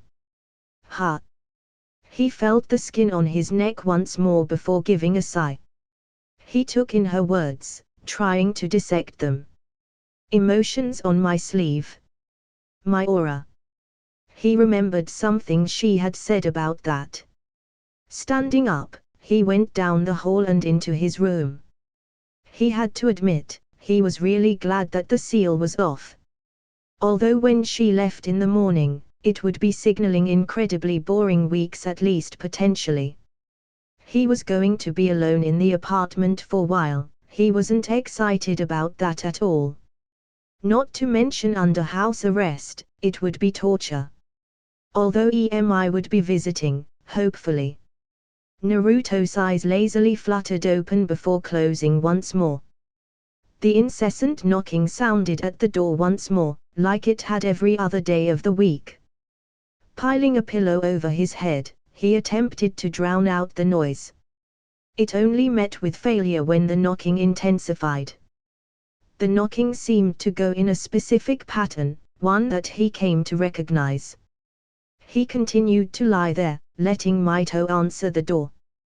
Before he recalled that he was actually alone inside the apartment. Naruto. A voice called out. Muffled from the distance and objects. He remembered now. It's been a few days since Mito had left him alone to be under house arrest. It was everything he had feared. He desired sleep, but being awakened by stubborn early risers ruined that. Groaning, he grumpily stood up from the bed, and shuffled himself through the hallway and to the entrance. Annoying. Yawning from the interruption to his sleep. Opening the door. What is it, Sat? He was puzzled. The thought fled away before it could solidify. A red-haired woman stood in front of him holding onto a bag. Right, EMI shaking his head to wipe the sleep away. Said person tore her eyes away, a scowl and some redness adorning her cheeks that rivaled her hair. What the hell, put on some clothes. She cursed. He looked down below, to see that he was only dressed in some orange boxers. Oh right, well you're the one who woke me up so early, he tiredly retorted. It's almost noon, she continued to look to the side. He turned around, heading back into the hall. Still way too early for me, rubbing out the sleep from his eyes as he entered his impromptu room. He quickly found his clothing and dressed himself. Why do you knock when you have keys? He yelled at her. EMI seemed to ignore his question. Why the hell are you acting like this your place? It's not like you've been living here for months, she yelled from where he assumed was the living room. Well, Mito did say to make myself at home when she left. That doesn't mean it really is. It's not like she's here or anything, he replied. He walked out of the room completely dressed in his, well, the clothes he had appeared in. He had other clothes, of course, bought a week ago. Although he preferred the orange pants and his jacket. He smelled something completely tantalizing as he wandered into the living room. Ramen. Awoken by the sudden delicious smell, EMI was snacking down on ramen on a couch, with another bowl placed on the coffee table. Here, I brought you some. You're a goddess. He quickly sat down on the seat opposite of her. Smiling widely. You're really overdramatic at times, just don't tell Mito we ate on her couch. Got it, EMI? Itadakimasu. They ate silently for a while, until EMI spoke again. So anything new? Memories, I mean. Home. He thought about the little things he remembered, along with biggest one he recalled. I remember names. These 9 names, weird ones. She nodded her head, waiting for him to continue. Like Shukaku, Jiyuki or Kurama. Yeah, those are a little weird. Sure, but it felt like I should remember them. Do you know what they look like? He shook his head. They gotta be friends, right? Nah, just their names, but I think so. There was also some other unimportant dreams. Like rocks or some flash of orange. Kurama, he didn't know why that name stood out to him more. He kept having some feelings though. The longer he stayed, a foreboding feeling slowly swelled within him. It didn't help that he was confined to the apartment.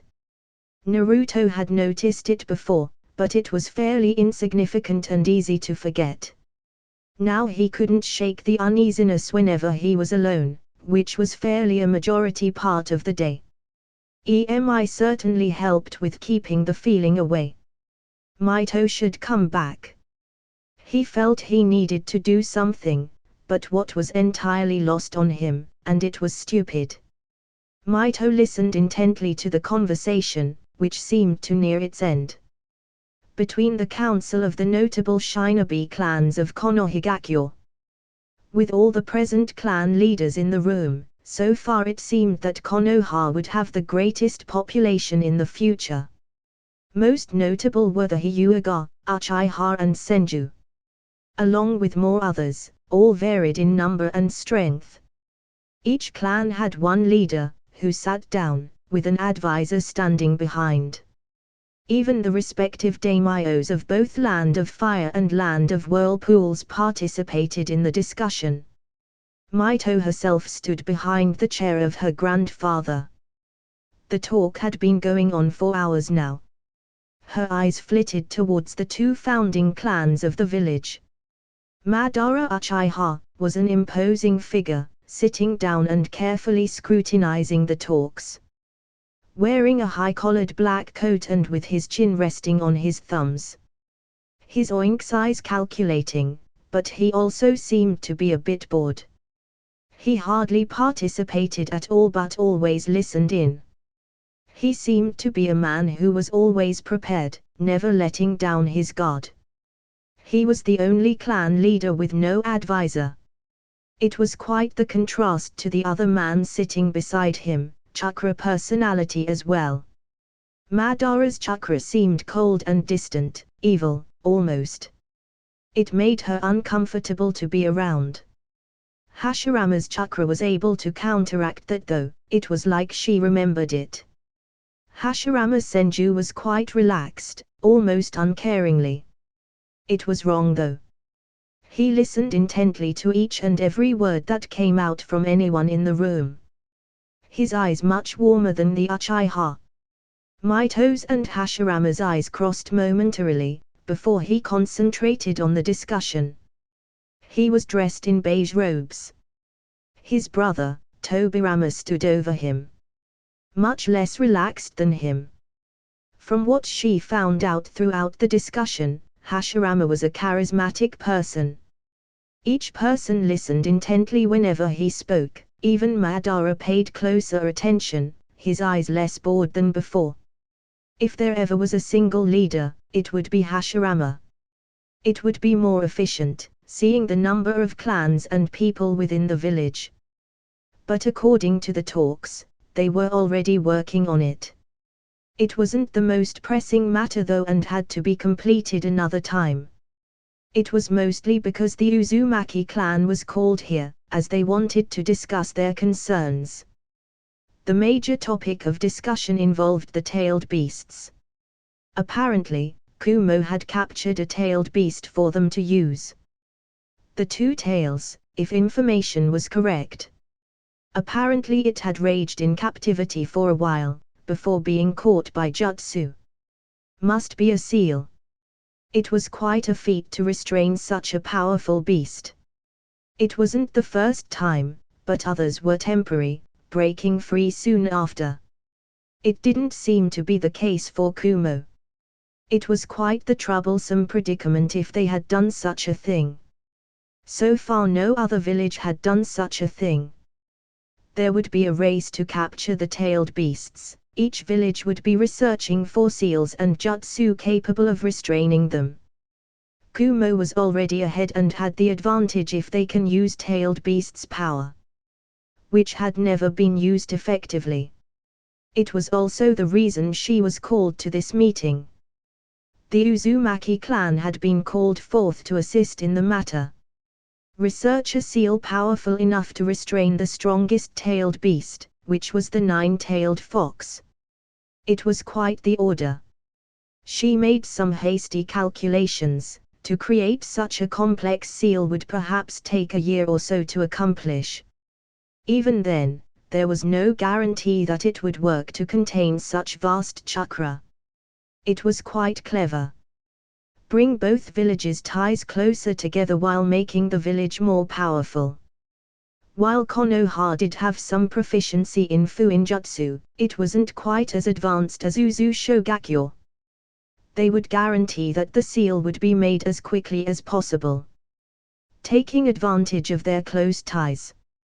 Of course, they were offered a tailed beast themselves. Luckily her grandfather had refused. It would paint their own village if there was a power struggle between tailed beasts. They weren't as large as Konoha or the other major villages. Their power was a little pale in comparison, their country small. It was something that Shin easily understood. Perhaps somewhere down the line would be more applicable, when they gained strength. A potential war. It seemed so soon. A war to collect the tailed beasts and use them for war. It would be unlike any other thing. Not just feuding clans, or a skirmish over land. A full-scale war with numerous numbers. She took some solace in the fact that it would be years away, as they would also have to find the tailed beasts.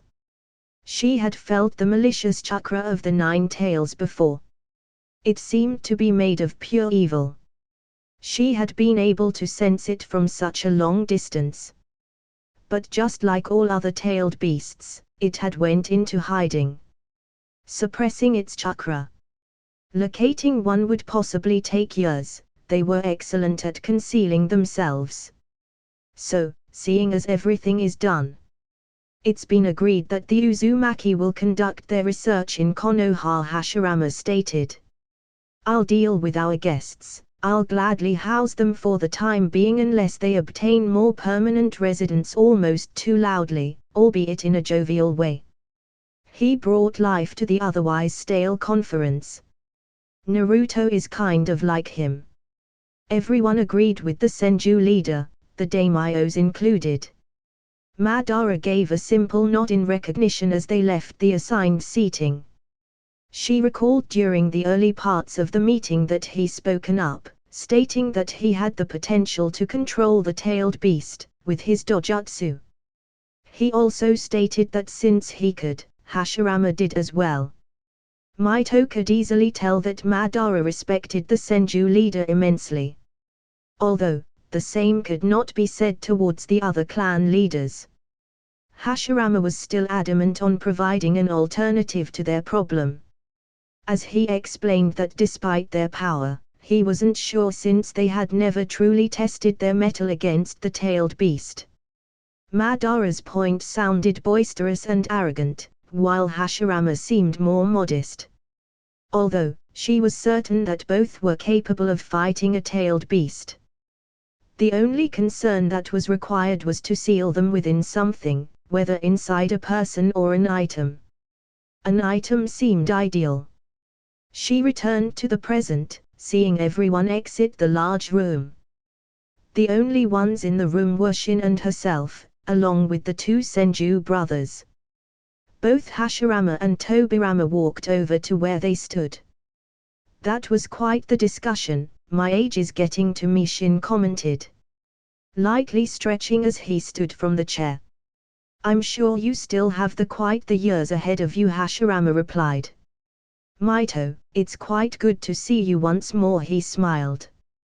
One that she returned, along with a polite bow. It's good to see you as well. I'm sure we can get moving as we discuss more important matters. You can be more personal later, Tobirama intervened. His arms crossed, a slight sheepish look on his brother. I'm certain Mito is quite exhausted as I am, seeing as we had to stand. She nodded in agreement, but didn't outwardly show her exhaustion. It's quite interesting to see the dynamics in their relationship. Seeing another side of Hashirama, serious and concerned about his new home, was a nice treat. Even in a more complicated and stern environment was he somewhat the same person. Tobirama seemed to get him back on track most often. Of course. I was the one sitting down. It does get a little tiring, but the safety of the village comes is important too, Hashirama said. Let's get going and we'll talk. So you're telling me that he might be from Konoha? Shin asked. That's pretty interesting as he scratched his goatee. Mito had finally got a chance to talk about the blonde in her home. So she described everything she knew about him, explaining what had occurred when the Yamanaka was probing around in his mind. She had mostly given him her opinion of Naruto, of what she had found out about the blonde. Yes, he had known a young Hyuga woman, unsealed by the looks of it. She frowned. The way the Hyuga separated themselves was quite uncivilized. Contrary to how they presented themselves. Sealed and unsealed members. Branch house and main house. The only good thing was that it would dramatically lessen the time to see if Naruto knew one of them. Unsealed members didn't have the numbers compared to the branch house. Shin spoke once more. I have to wonder how he had gotten so far. I still have to meet him before I agree with this.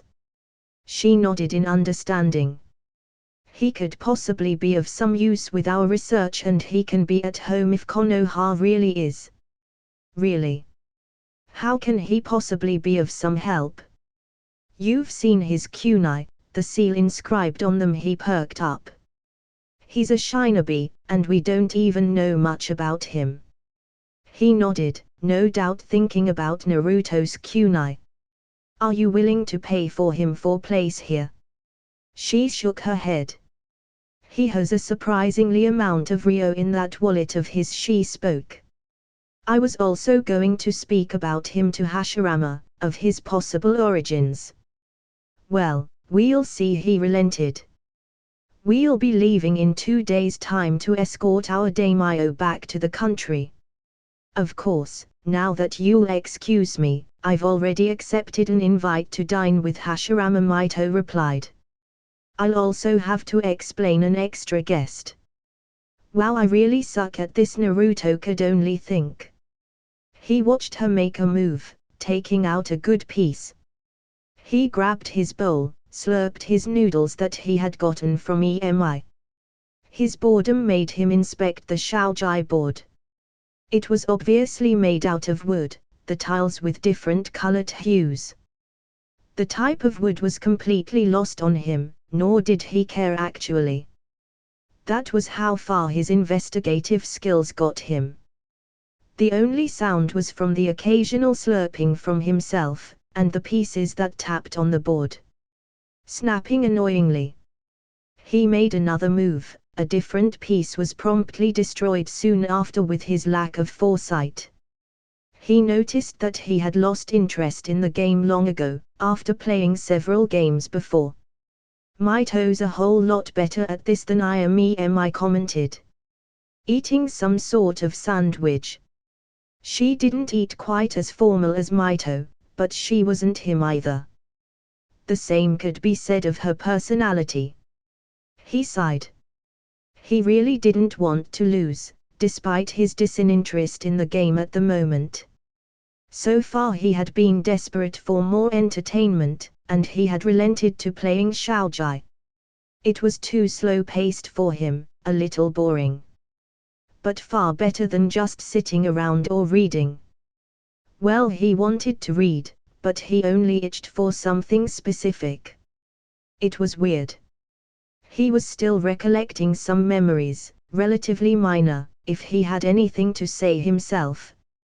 Where was he recollecting his shattered memories? He heard Mito say that he might not remember anything else at all. Sometimes the memories came entirely out of nowhere. At other moments it felt natural, and sometimes it crept to him. He looked up at Emi, who bore a somewhat concentrated look on her face. He found out that she had recently turned 18.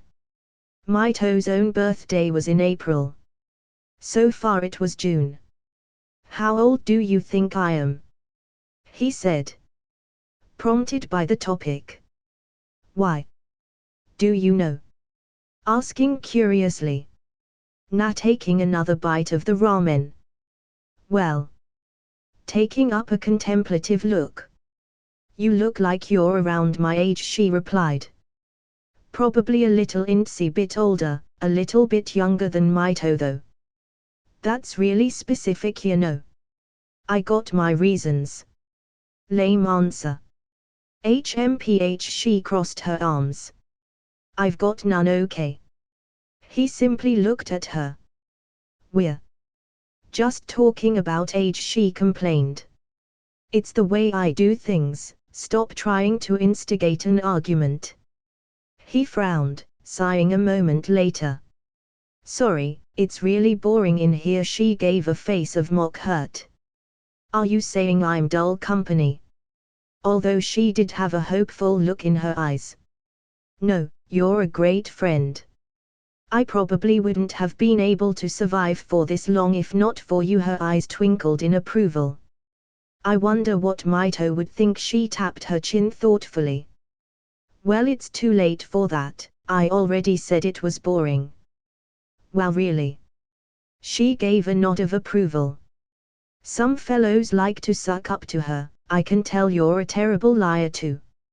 "I can lie, I just really don't see a reason to." He gave a shrug as he slurped the last of the noodles.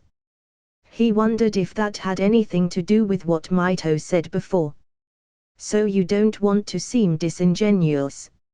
she asked. "Sure, I mean, why would I lie to someone?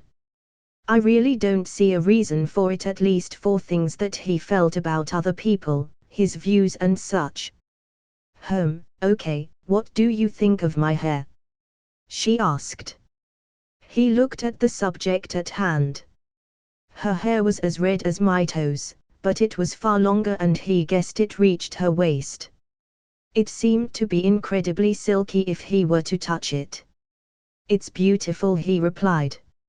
A thought of which he preferred, long hair or short hair. They both seemed to appeal to him. "I can believe you," she said, her palms resting on her face as she looked at the game. Emi seemed to go into a contemplative trance, but still playing the game of Shaojai they participated in. Their talk seemed to be over and he began to get a little impatient, mostly at the lack of conversation.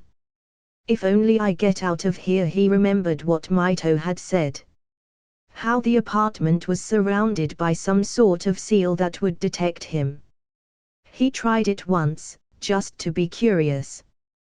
By accidentally falling out the front door when he answered EMI. He was immediately surrounded by some ninja, his guards. They were actually fairly cheery about it, understanding that it was an accident. They seemed casual and made it look like they weren't guarding him at all. EMI was also there to help him out. It seemed she knew what he had done too, and was asked not to do again, ever. He wouldn't be able to get out without alerting anyone. "If only I could sneak right past it, but how?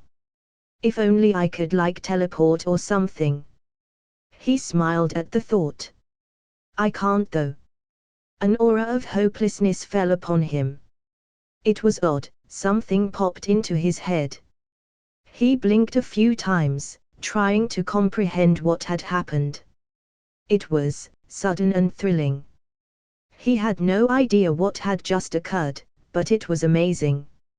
He smiled widely, standing up excitedly and somewhat startling EMI as he did. He could hardly control himself. "What's going on?" she asked. "I'll be right back," he replied hastily, quickly reaching his room.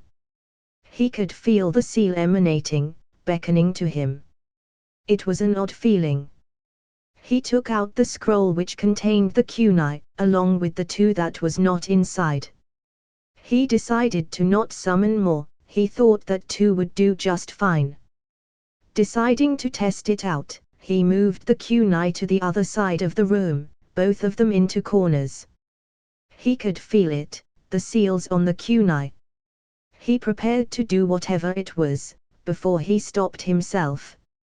Something told him that it might be stupid to try and do both of them. Incredibly so. He took a deep breath and concentrated on a specific one. For some reason he closed his eyes. Trying to visualize the kunai, it helped in his concentration. He did, whatever it was. Suddenly feeling disorientated, like the entire world was flipped, he felt pain flash across his arm and bashed his head on something. From what he figured out, his was laying of the floor. What the hell? He opened his eyes, seeing the ceiling above. Wasn't I? He slightly positioned himself. Holy shit. Seeing as he wasn't where he thought he was. Naruto, what are you doing? Hearing Emi speak. Turning to his right, he saw the woman standing at the door. Why are you on the floor? Her voice with concern. Something really, really cool. He only focused on her earlier question, he could hardly contain his excitement. I don't think flaying around on the floor is cool. Not that. He stood eagerly. He made his way toward her to demonstrate. Look at this. He felt a disorientation once more. Emi appeared to be further away and upside down. He saw the clear shock on her face. He was able to catch himself before he landed on his head. Wow. Was what all she could say. Isn't that cool? He said eagerly. He grabbed the three-pronged kunai and stood up once more. Shinobi Aso. She seemed a little taken back. How did you that? I don't how to explain it really. He scratched his head. Something about space and time though, complicated stuff, but it just came naturally to him. But this is what makes me do it, mentioning to the item in his hand. It's the seal, being more specific as he traced the markings. Ha! With this, I can. He smiled, anticipating. Hey Emi. What? He could give a mischievous smile. I still can't believe I've been helping you escape your confinement. What if we get caught? It almost happened several times now. Calm down, it's been 4 days, they haven't caught on at all. Naruto took in a deep breath of the air around him. He finally felt free. The claustrophobic atmosphere was entirely behind him. Thanks, by the way, he wore a hat to help hide his blonde hair so that he wouldn't be immediately noticed by his appearance from afar. Although it was completely useless when used up close. We would be in so much trouble if we got caught. Hey, don't worry, you got that kunai on you, and there's one at Mito's place, he tried to reassure her. Emi had been a little anxious when they had started doing this. Although he could tell that she still somewhat enjoyed it. He would teleport back at the apartment when they saw someone they recognized. I guess. But it's fun, right? He suggested. Don't you get a thrill from it? Almost like ninjas and stuff, going on missions. She laughed then.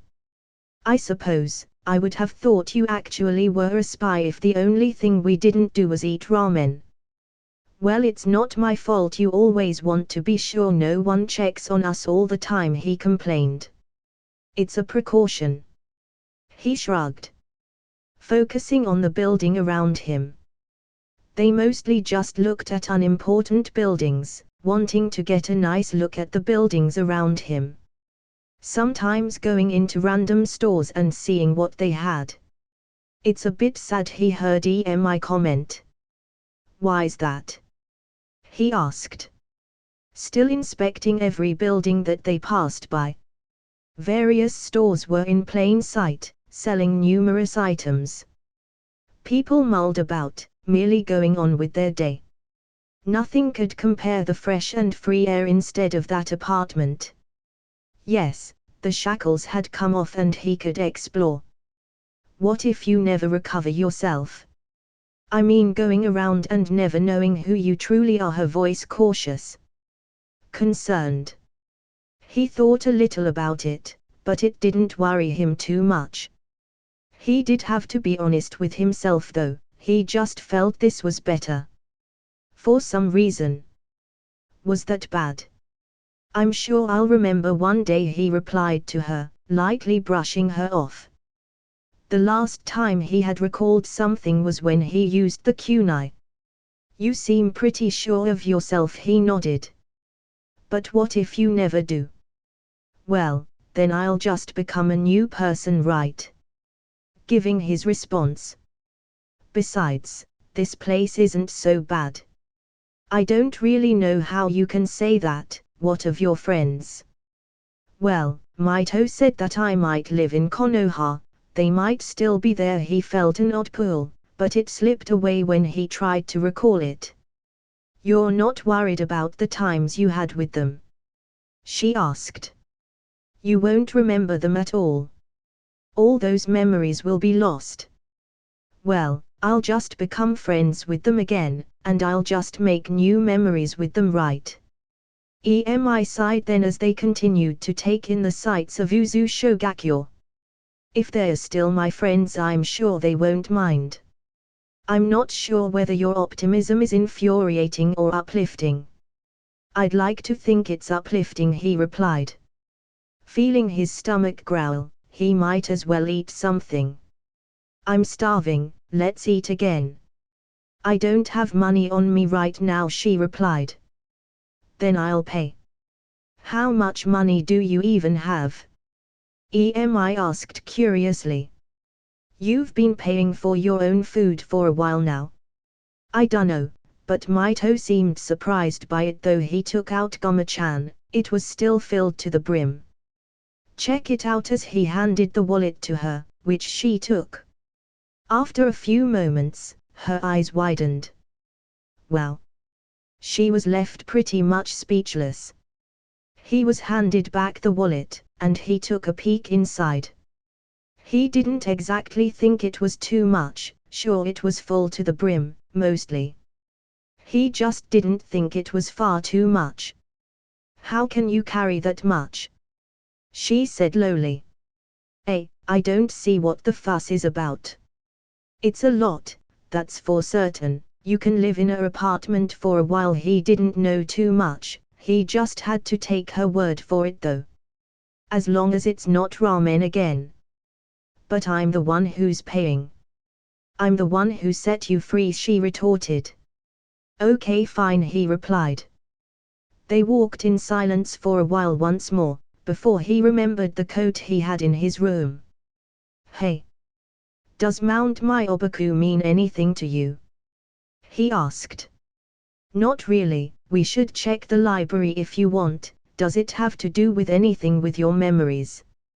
Yeah, it was written on the back of my cloak that was in my bag. He gave a thought.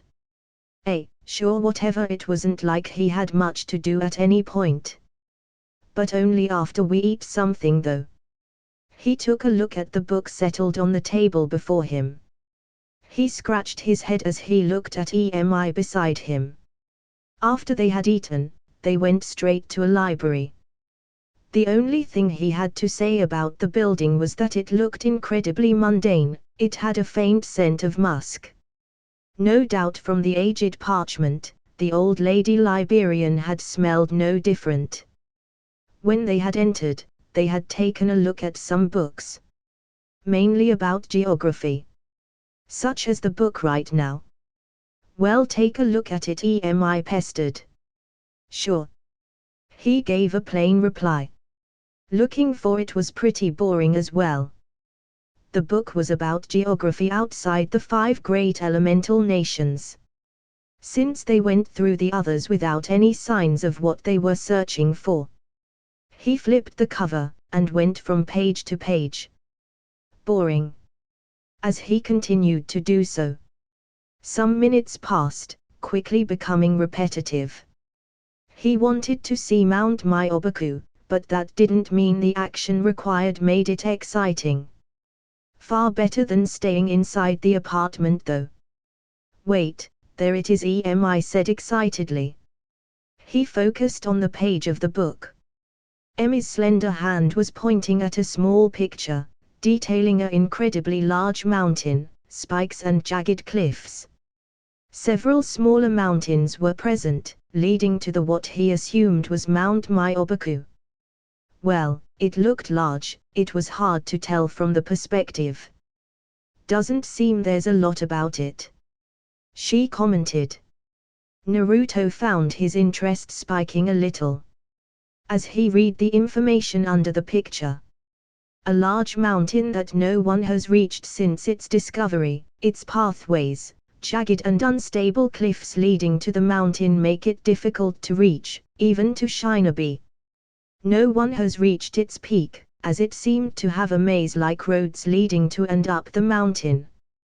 The path to the mountain seemed to be devoid of life and resources, as numerous expeditions had to return from lack of food or water. A mysterious mountain indeed, lives were lost, expeditions disappearing in their struggle to tame the mountain. Its location is past the borders of the Land of Wind, almost a month's worth of travel. He lost interest as it went by, detailing other stuff. Still, it was pretty far. He looked for the date, seeing as it was published 2 years ago. He frowned, he hoped that it's still untamed, he wanted to be the first to climb it. So did you remember anything at all? Nah, nothing. He yawned. Let's get out of here as he closed the book shut. Although he did have to wonder why his coat had its name. Mito felt it was quite tedious to escort the daimyo back to his city. Nonetheless, she had finally returned. She walked along with her grandfather, also eager to meet the person in her apartment. They walked through the large gates after being quickly checked in. So far it was midday, and it had been 2 weeks since she last set foot in her new home village. She pitied him, being stuck inside her apartment within that time frame. Although the insult towards her lacking apartment was unneeded. Speaking of which, she decided to use her sensory ability. She quickly found the approximation of her apartment, finding several shinobi around it, but not him. She felt her anger boil. He's not the sort to follow demands, is he? She kept her composure, as to not alert the person she walked beside with. Her grandfather. Still, seeing as the shinobi assigned were still fixated around her apartment, it was clear that he was not in prison. Despite her anger, it was quite impressive that he had somehow escaped, seeing as there was only 3 possible points to do so. Along with a seal surrounding the apartment, not including the front door, alerting if he had trespassed. Her mind ran with possibilities of how that occurred. Hopefully no lasting damage was made. Before she was able to come to a conclusion. His kunai, how could she have forgotten? She was able to find him quickly, near the edge of the village. She took a deep breath. Trying to calm her nervousness, it would be a terrible first impression for her grandfather to meet him like this. Emi, are you also responsible? Seeing as the principle of the jutsu was based on time-space.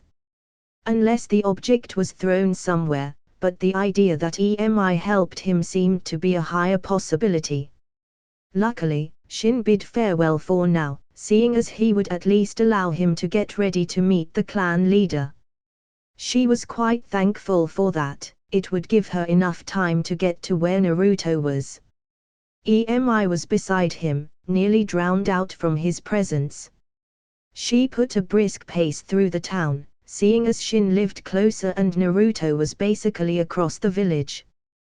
Deciding that she wouldn't take any chances, she easily took to the rooftops to cross the distance more quickly. Here she was trying to help him, attempting to find his home, and he himself might put a stop to that. Mito suppressed another sigh. Her sensory ability was passive, always active, at least up to 100 meters. She could control that distance to go further, at least to 30 kilometers. That required at least some concentration. When she actively controlled it, she could make precise locations of targets. Using her sensory abilities once more, she pinpointed the exact location. She almost found herself blushing at the intensity of the warmth of his chakra. His clearly stood out from the rest of the population. The rest seemed minuscule in positivity compared to his. Some of her reigned annoyance and anger fluttering away. It had been a while since she had sensed his chakra. Memory seemed a little pale to what she remembered. The time seemed to have an effect on that, seeming as she got quickly accustomed to his chakra when he was still unconscious. His certainly seemed be brighter than others, as most were quite normal and seemed clouded. Madara and Hashirama's were quite clear, like Naruto's. Hashirama's own chakra made her feel content. Was it possible her mood was being partly influenced by Naruto? Not that she wasn't depressed, she was actually quite content with her life. Her sister was safe and living her life normally, away from danger. Mito's own life was not filled with danger anymore, merely calm days and no worrying about what might occur next week. Before, the average shinobi's life wasn't like that, nor would it last forever, it seemed. She didn't dwell on that, and would merely enjoy the time of peace while it lasted. Whether it lasted years or not. Sensing his happy chakra, it made her feel slightly better, a little more hopeful. Bright was nice word, along with warmth to describe it. Home. She still felt some anger at him, but it lessened some. Getting back on track. Imbecile. Yes, that seemed to be a correct word at the moment. He lacked tact, in most cases. Impolite, and his language was crude. But he was honest, and carried unusual full-heartedness in what he said. He was almost like a child in that manner, to be brutally honest. It was almost refreshing, at least, compared to the shinobi world. He was a ninja, no doubt. It was a little mysterious as to how he maintained how he was, if it truly was him. What would happen if he suddenly remembered who he was? Would that person who he was now fade away? She could ask herself many questions concerning him. Like the shadow clone jutsu that was found within his memories. It was Tobirama's jutsu. It wasn't exactly widespread, but so far it was only known in the Senju clan. Who is he? Perhaps he was apprenticed to Tobirama, but she needed concrete results, and bringing him to Konoha would solve that. The Yamanaka said his past was non-existent, nothing entirely revealing. It was like someone stole those memories away, seemingly no way to retrieve them. Did someone take them? Or did he just lose them? Finding that she was near them, she jumped down below to the ground. He facing the other away, walking side by side with her sister. He wore a hat, no doubt a lame attempt at concealing himself. Blending in with the scenery. She couldn't create a scene, not if he successfully gotten away from his guards. She performed the Shunshin Jutsu, and flickered in front of him. Both individuals stopped at her sudden entrance. A moment later, EMI face contorted in horror, but Naruto's expression was blank. He blinked a few times. "Oh," he said, eyes widening in what she presumed was in his shock. He chuckled nervously. "Well, I don't think saying how badass you look in that gear is going to help her."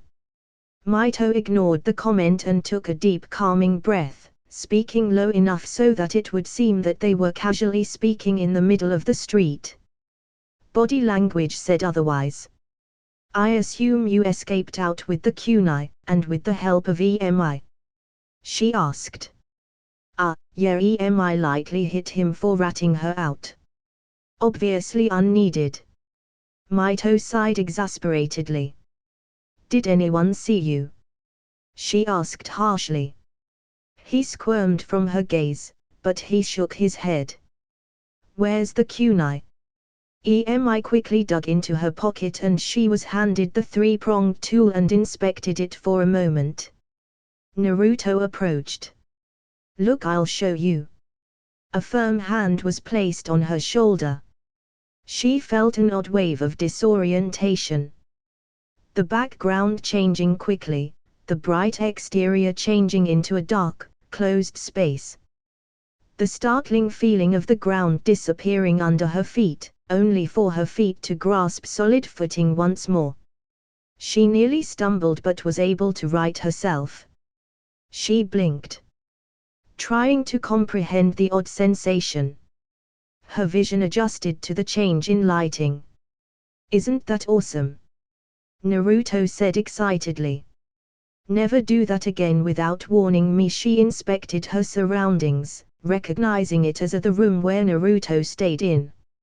"I thought telling you was enough." She ignored that statement, and glared at him. Still angry at how he had risked getting caught in his escape. He looked visibly nervous once more. "You betrayed my trust, Naruto." "I'm not sorry, but I'm not sorry, being stuck here was the worst," was his reply. He continued to rant a little more. "You're not one to follow rules, are you?" He shrugged. Mito shook her head in disbelief, but she didn't think she had much time. "My grandfather is coming over soon to personally see you, so teleport me outside so I can return normally without arousing suspicion." He merely looked at the kunai in his hand. "Whoops." He chuckled a moment later. "We just left EMI2. It was completely unnecessary, courtesy of the blonde in her apartment, but she was able to convince the guarding shinobi that it was really her. Her excuse was that she was experimenting on a new seal, teleportation, ironically. She had also given some personal information that she knew about the guards as a precaution. Fortunately, they had believed in her lie. Seeing as their assignment was finished, they cleared away from her apartment, seeing as it was completed. It was simple luck that there wasn't any sensory shinobi in the small squad. After that, she then got changed out of her shinobi gear and into more comfortable clothing. Mito still felt annoyance at Naruto, but it wasn't exactly the time for an argument. She was a little weary of the day's travel, and desired to relax for a little. A visit to the hot springs seemed tremendously enticing at the moment. Before that though, Shin wanted to meet with Naruto. She was seated on the loveseat in her living room. She could feel Shin's chakra approaching, minutes away. Naruto sat across from her, looking a little sheepish from his earlier actions. "I'll make it up to you," he promised. Mito didn't feel like instigating an argument at the moment. His expression spoke of his commitment to his words. So she took his word for that. "Let me just explain what will be occurring now. You can refuse or you can accept." Naruto nodded in understanding. She then explained of how she would be possibly living in Konoha due to a long-term mission. Although she would be able to rotate responsibilities for that, so that she could get some time off the mission, just like all the other individuals that would be researching along with her. I've explained to the Senju clan leader of your predicament. He was glad to have someone potentially lost return to their village, she finished. It's your choice whether or not you desire to accept his invitation. Yeah, sure, I'll come, he replied casually. Okay, we leave in another week. We'll be traveling by foot along with other shinobi. Within that time frame, I'll help foresee your skills as a shinobi. So we'll be training? He asked excitedly. A nod from her made him celebrate a little. It's great that you're back, Naruto smiled brilliantly. She couldn't help but return the gesture as his heart felt relief, his genuine delight. He did bear his emotions, clear as day for everyone to see. Naruto sat down on the loveseat, scratching his head in confusion. Though, he bore a smile to sway the woman across from him from asking any questions. Her return had caused feelings to surface. There were some odd, somewhat conflicting emotions rummaging about in him. Judging by Mito's relieved expression, she had no idea that he was a little angry. He guessed that either she was terrible at gauging others, or that he wasn't so transparent. Maybe it had something to do with her being tired, but he liked to think it was all of them. That wasn't exactly the highest of his concerns. He should be more angry, hell, he wanted to be more enraged. Being imprisoned and getting his mind searched without his consent, which in fact, he probably would have given them permission to do because he wanted to find out whom he was. That's what he identified in himself. It made him a little puzzled at that. That was not the abundant feeling in him though. It was relief. Assured. What's the word? He just felt like it wasn't that big of a deal. Everything that had occurred to him over the past month, regardless whether it was painstakingly boring, it just seemed better. The hell? Yeah, that sure was an odd thought. Better than what? All he obtained was a blank memory and something else retarded to deal with. He wanted answers now, damn it. Troublesome. Naruto mumbled. He could only lament at how perfect that word suited his predicament. Pardon? Mito asked. Deciding not to reveal those thoughts, he asked something else he was curious about. So when's the old fart going to come around? She had an expression of bewilderment. That's my grandfather you're talking about, replying sternly. I didn't mean it in a bad way, I mean I finally get to meet the guy. You know, you always talk about him. He did help raise you and your sister, right? He seems pretty cool and stuff. Mito looked subdued, obviously drowsy. She merely sighed. He did, but if you say so, I hope you don't refer to him that way. But he should be here in a minute or so. He smirked. None of his earlier frustration seemed to have returned. Be more angry, damn it. It was too late, however, he could feel himself merely accepting it. He sighed, raising a brow from Mito. So what else could you tell me about the Uzumaki clan? Asking something to pass the time, and to fill the void of silence that made him slightly uncomfortable. Noise made everything better in his opinion. Anything specific? I dunno, it's not like I remember anything, Naruto stated.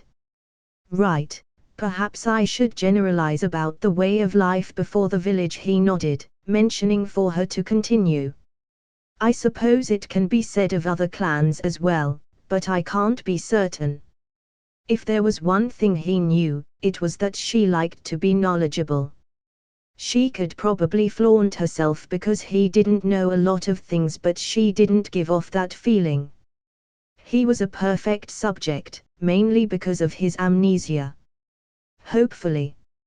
Our people were semi-nomadic, never staying in an area for too long. He was about to ask why before she explained it. We were not the largest clan nor the most powerful, so we couldn't stay in one area for too long, lest we be discovered and destroyed. Our clan is knowledgeable with seals, however, so we're fairly confident that our location could be kept secret for the time being. She droned on a little more, so he felt like he shouldn't have suggested that topic. It wasn't that it wasn't a little interesting, but he did like to talk sometimes too. He would have stopped her, but he did like the way she talked, firm, with carefully articulated words, quiet but with just enough volume. His head certainly felt a little weird. She seemed to have finished talking, and he had no idea what were her last words. So he went for a different approach. So what's up with EMI? Is she not a ninja? I mean, how did that happen? He might as well humor her a bit, at least until her grandfather came. She gave pause, likely figuring out what to say with her response. How do we think we grow? She asked rhetorically. People are married into the clan. We are most often staying near a town to easily replenish supplies or to guard them. My own father himself was married into the clan. Not all aged civilians could be trained, however, or as effectively, but we did need professions to sustain ourselves better, rather than rely exclusively on the income of missions from feudal lords. Some clans did dissolve with lack of forethought when they couldn't sustain themselves at rough times. Not really what he asked, but he got some insight concerning her family. Thankfully she answered his question next. She smiled sadly. As with the situation with EMI, she was often plagued with sickness in her youth. Highly unusual, especially with one of Uzumaki descent. Her voice was softer. I helped care for her when our parents were gone, along with my grandfather. EMI was much shorter than her elder sister, so that might have helped their height, despite their 2-year difference. He gave a wide smile. You really care for her, don't you? I think you did a pretty great job, man. I wonder if I have any siblings. I think I would be the coolest brother ever. She gave a more genuine smile this time, however small that it was.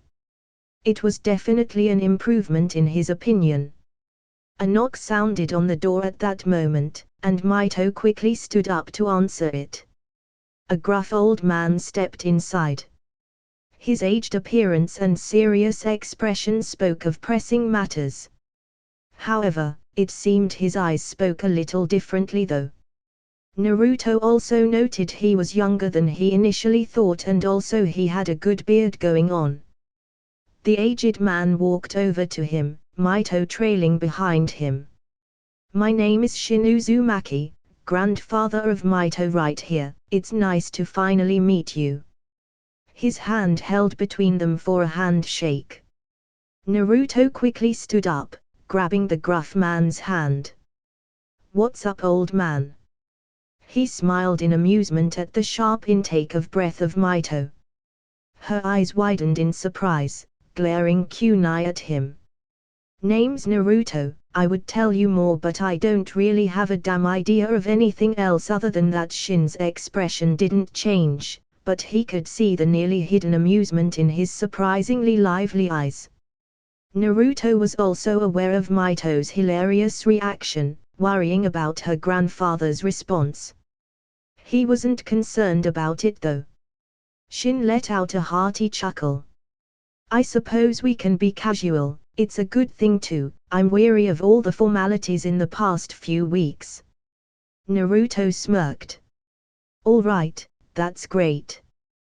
That's too much work for me too. I'd probably wouldn't do it even if I was forced to. Shin nodded in agreement, along with a laugh.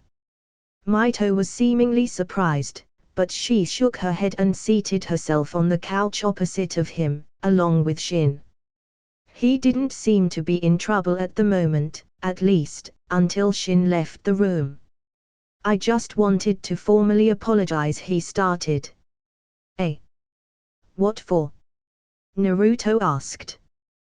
That person didn't follow through on my specific orders. He's a person who wished to protect his village, the older man laughed. I probably should have written down the exact orders for Mito to receive, but I wanted to strengthen our clan's ties. Oh, that's all right really. Trust is important, right? He nodded in agreement.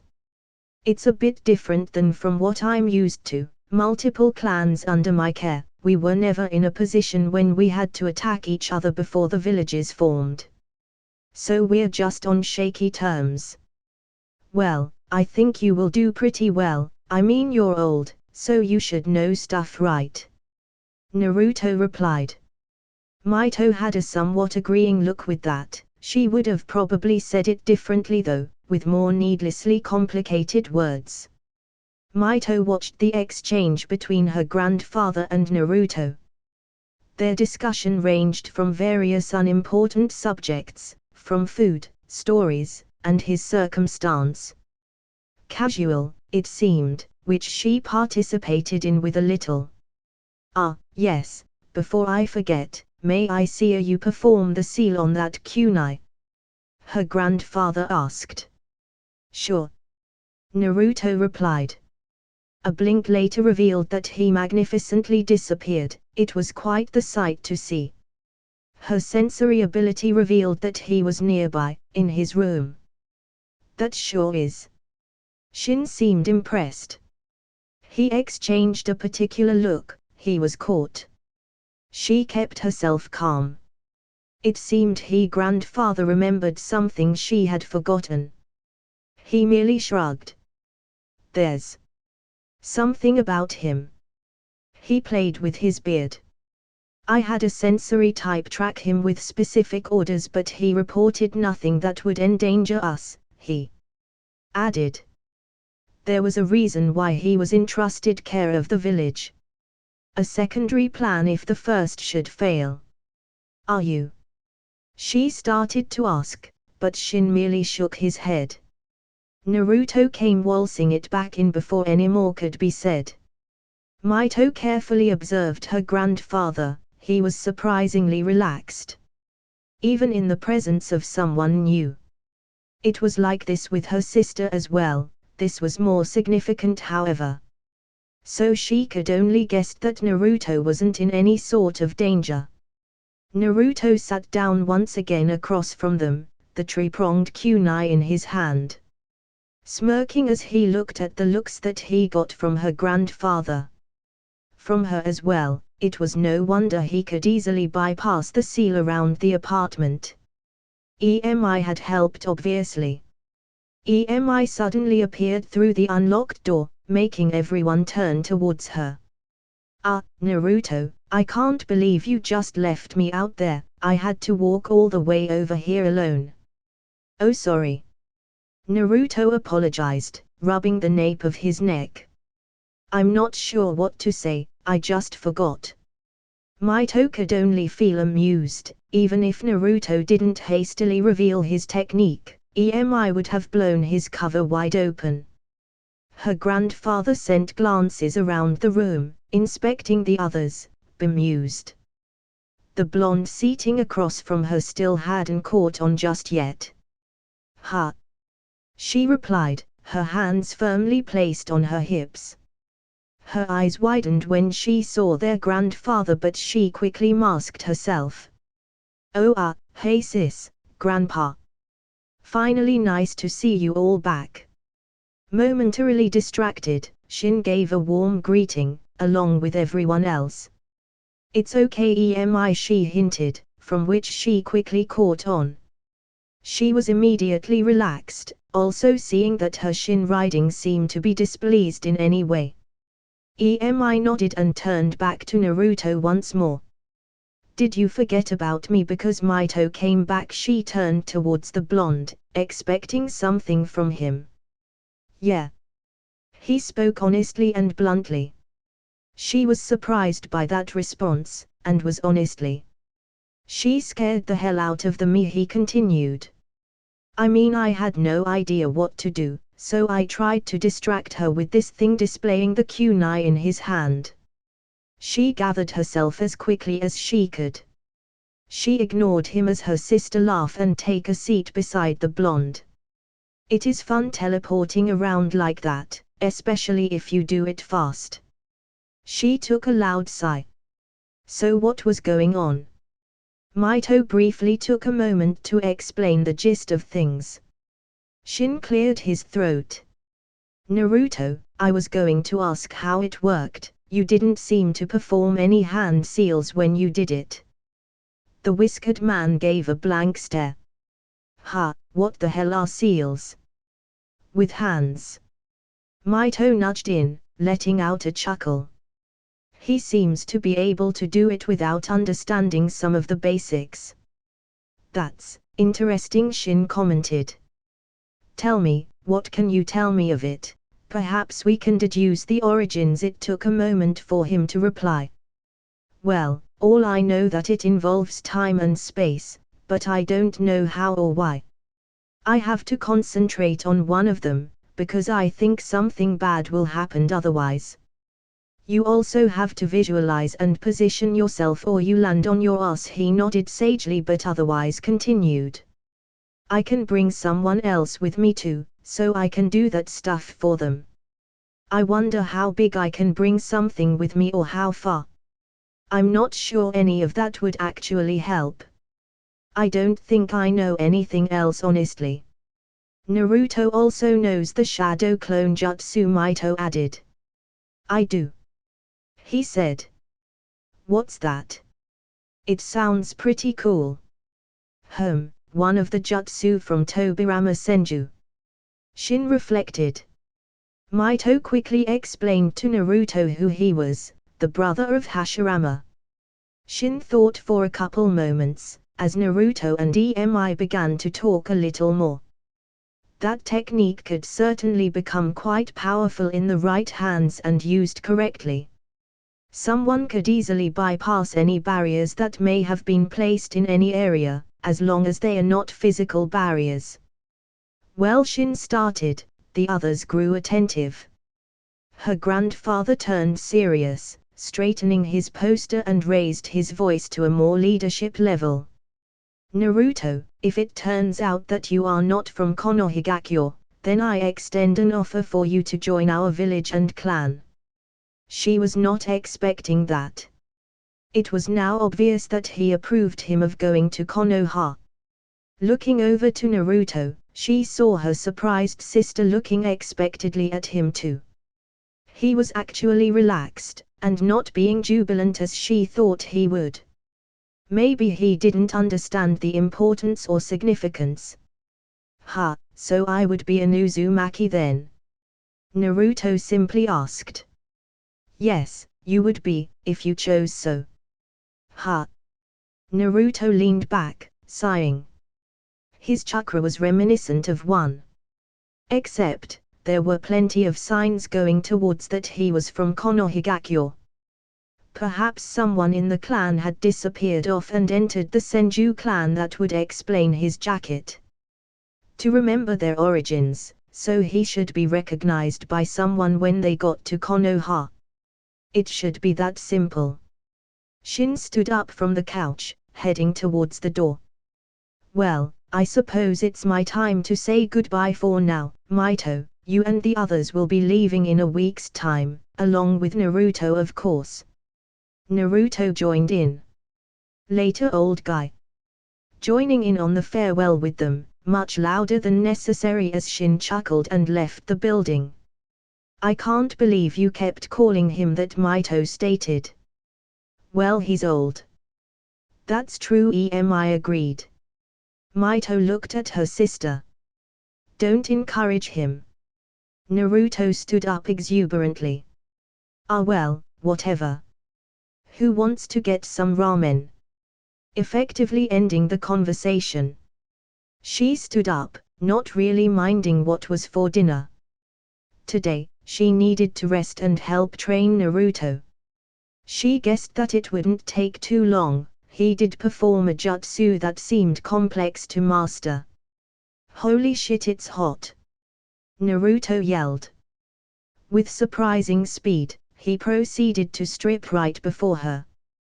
Before she could properly react or avert her eyes, he already had the majority of his clothes disregarded and with the help of a chakra-induced jump, performed a cannonball into the lake water.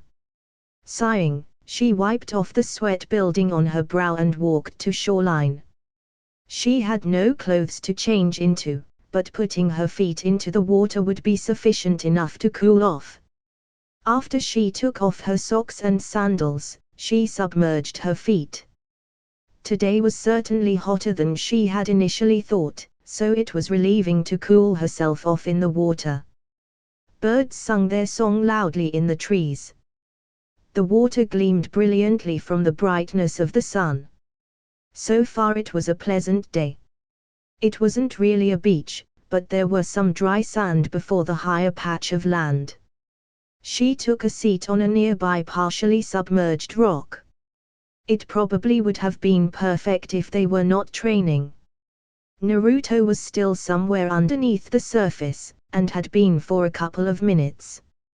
He came about for fresh air a moment later. "That's much better," letting out a pleased sigh.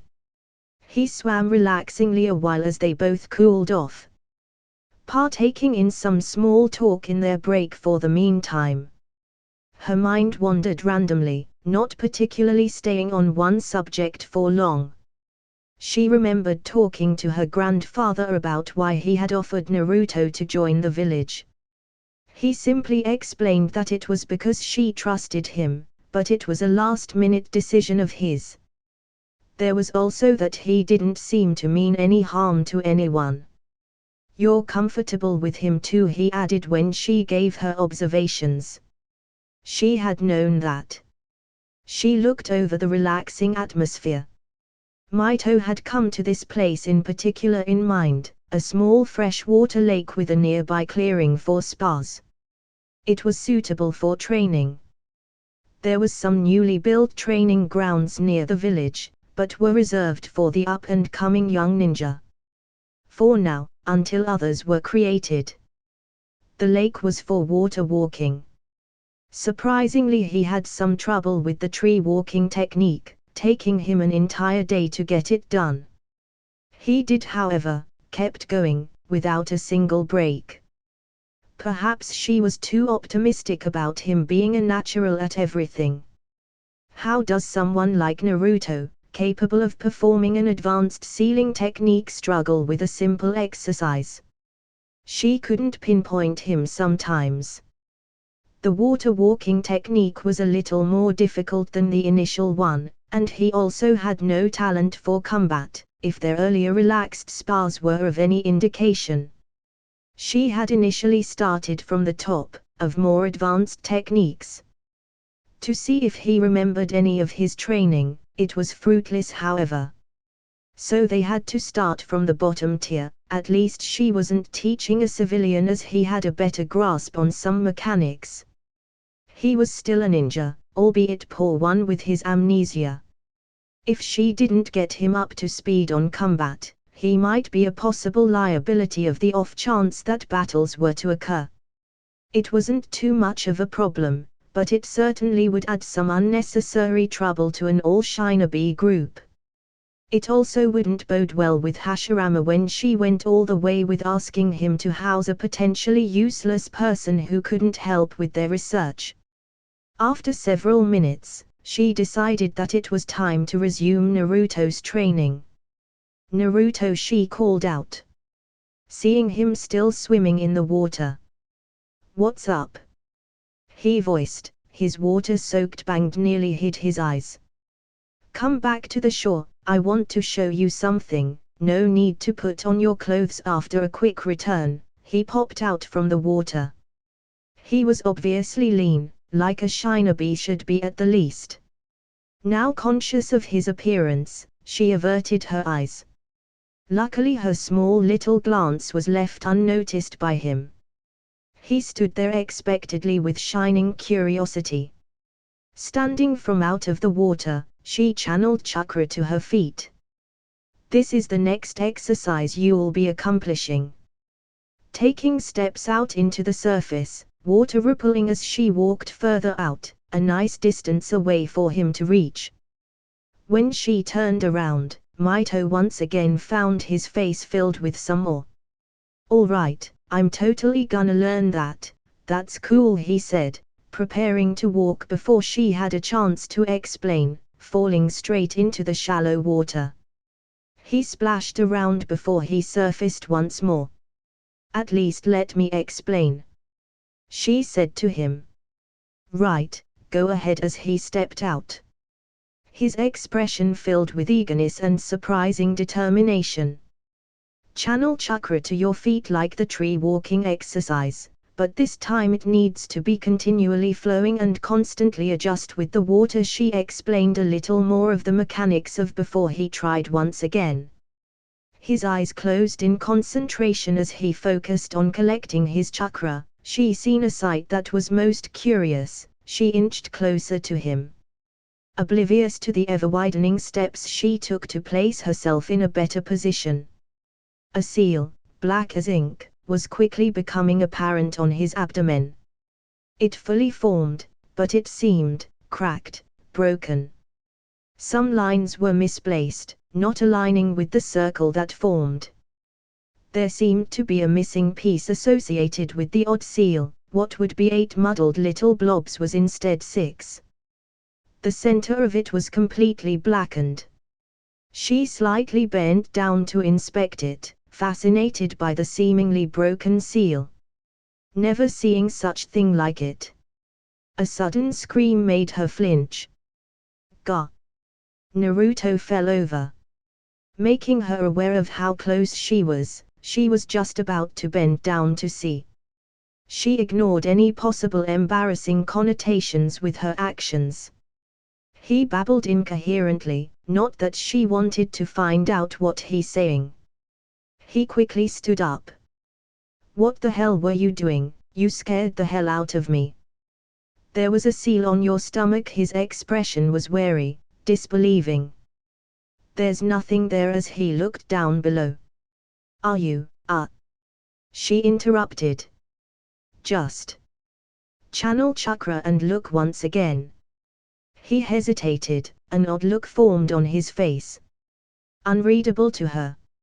She gestured pleadingly with her hands to continue with her suggestion. His brow was furrowed, but he did what she had said anyway. As he channeled chakra, he looked below once again. His expression contorting in surprise. "Oh cool, what is it?" "I don't know, but it's a seal." It was all that she could say really. "Damn, I'm really tired of that." It's like, he sighed exasperatingly, his hand resting on the back of his head. The seal on his stomach disappearing as he stopped. "I can probably check to see what it may be." Another seal that she didn't know. It was nice occasion to try and figure out its properties.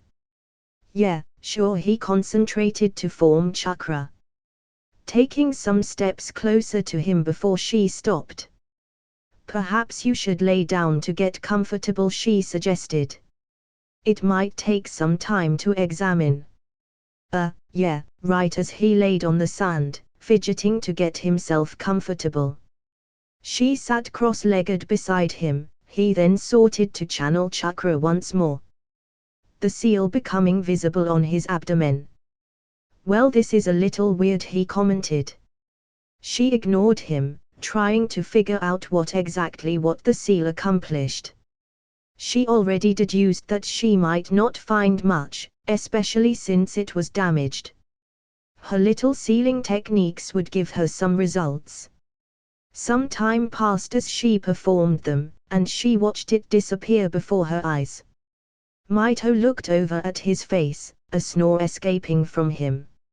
"It's only been 15 minutes. Letting out a sigh, she shook him awake. What happened?" Naruto asked drowsily. You fell asleep. Oh, well, hurry up. The seal reappeared once more. She guessed that she wouldn't be surprised if he fell asleep again, but she continued to work. She continued with her seals and tried to redraw the seal on his stomach in the sand, seeing as she had no spare piece of parchment nearby. It took a while, but she tried to recreate what might be the appearance of it. It had no power of what it may have been, or anything like it. Just the outline. Done. She carefully double-checked her work. She wasn't able to fully piece it apart and deduce the full extent of its properties, but she felt that it was all that she could do. From what Mito had found out, the jutsu present on his abdomen was meant to seal something in. Not like an item, or something like that. That wouldn't require such a complex seal, or a large one. It was for something living. It was broken, however, whatever it was had escaped. Perhaps that had something to do with his memory lost. A small and weak theory that couldn't be supported, however. Other theories had more strength. Only Kumo, at least that's what had been heard, had created something like that. Is he from Kumo? After a little more thought, it didn't make whole lot of sense. Konoha seemed a whole lot more likely. He fell asleep again, lasting longer than last time, however. She was done, so there was nothing else that could be done. But perhaps it may have left remnants. Thankful for her sensory abilities, she started a search in the vicinity of the seal. She focused in deeper, looking for anything foreign that was present. It should have been easier to find something that was unique, but she found herself being wrong in her assumption. She had to search several times to even find a trace of it.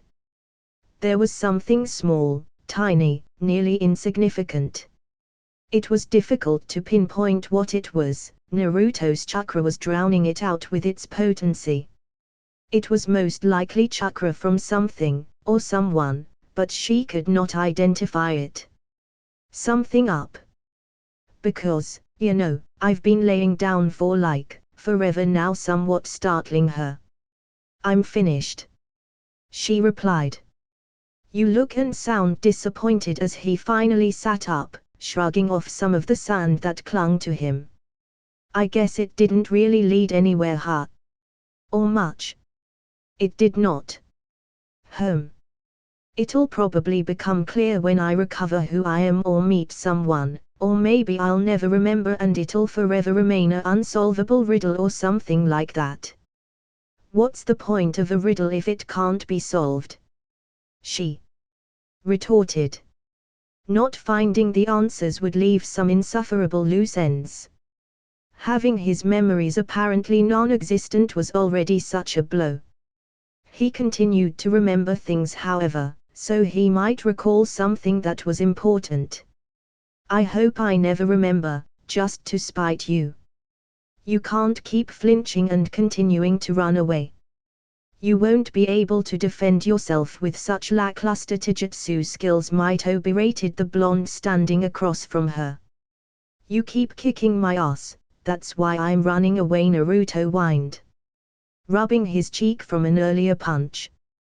Your form is all over the place, either too stiff or too sloppy. There's not enough power most of the time. I'm no taijutsu specialist, but you're performing below expectations. She rubbed her temple to ease her frustration. There hadn't been a whole lot of progress since then, but they weren't as focused as they were right now. In 2 days' time they were to leave Uzu Shogakure. He was still just as terrible since they began. We've trying to do that same thing, over and over again. Maybe it's time we try another approach. He suggested. I'm just as frustrated as you, Oh really, what do you think that we should just do then? She asked. He shrugged. I dunno. Helpful. Well. He went quiet for a moment, contemplating his words. Maybe you can bring someone else to teach. Are you saying I'm a atrocious teacher? Mito questioned sternly. What? Where did you get that from? I didn't say anything like that. He scratched his head as Mito tried to calm her nerves. I'm just saying that we should trying something different, other than doing the same few stuff with small differences. I mean, it's not working, is it? I suppose so. As both devolved into silence as they tried to formulate suggestions. She had to admit that Naruto certainly kept going, wearing her out near the end of the day. He was doing more than herself as well. She took pride that she was one of the best kunoichi in the village. Overall, along with the male population too. Mito had to wonder how he was in his natural state. I got it. EMI once said to me that I should just let things come naturally to me, so maybe we should do that Naruto recommended. She shook her head, giving her reply. And how are we supposed to go about that if we've attempting that from the beginning? No, you've been telling me what to do and what was wrong, just let me be and figure it out. It didn't look it might succeed, but she might as well humor him. Who knows, it might actually work, but she wasn't going to place all her hopes on it. She readied her stance. Well then, let's try, shall we? He still stood there, however, a hand placed under his chin in a thoughtful gesture. Wait, how about you go all out too? Don't give me any time to think and stuff. Are you certain? Yeah, you already have been beating me for days now, and besides it's different now. It'll just hurt a little bit more, Naruto finished. She thought about it. No giving him time to react, or to think. Just relying on instinct. Was she giving him too much time to think? Was she too lenient? Giving him a little too much time to think to the point of second-guessing himself. Perhaps she going a little too easy on him, not pushing him hard enough. To really get results, if they were present, she would have to attack whilst he was unprepared. Along with her full speed. I understand what you're trying to convey, she answered. Allowing herself to be surprised would defeat the purpose. So she mentally prepared her next moves that she would use against him. All right, just give me a moment to. She performed a jutsu, the body flicker for faster accelerated movement. She appeared right beside him, surprise clearly written on his face. She gave him no time or any slight act of mercy. Faster than when she sparred with him, she performed a roundhouse kick aimed for his torso. He caught it, whereas he wasn't able to do before. She continued to send a barrage of punches and kicks, as quickly as she could. His expression changed to a concentrated look, his eyes shining. His movements flowing flawlessly to one another instead of the sloppy and pitiful ones. She threw a punch, he grabbed it easily and attempted to grab it with his other hand. She broke free, but not before he failed to restrain her with his free hand. She jumped back, throwing blunted shuriken towards him. He pulled out one of his kunai to deflect them. Landing quickly, she blinked as the tools she threw was about to reach her target. At that moment, she felt something cold press against her neck. Orange and yellow filling her vision.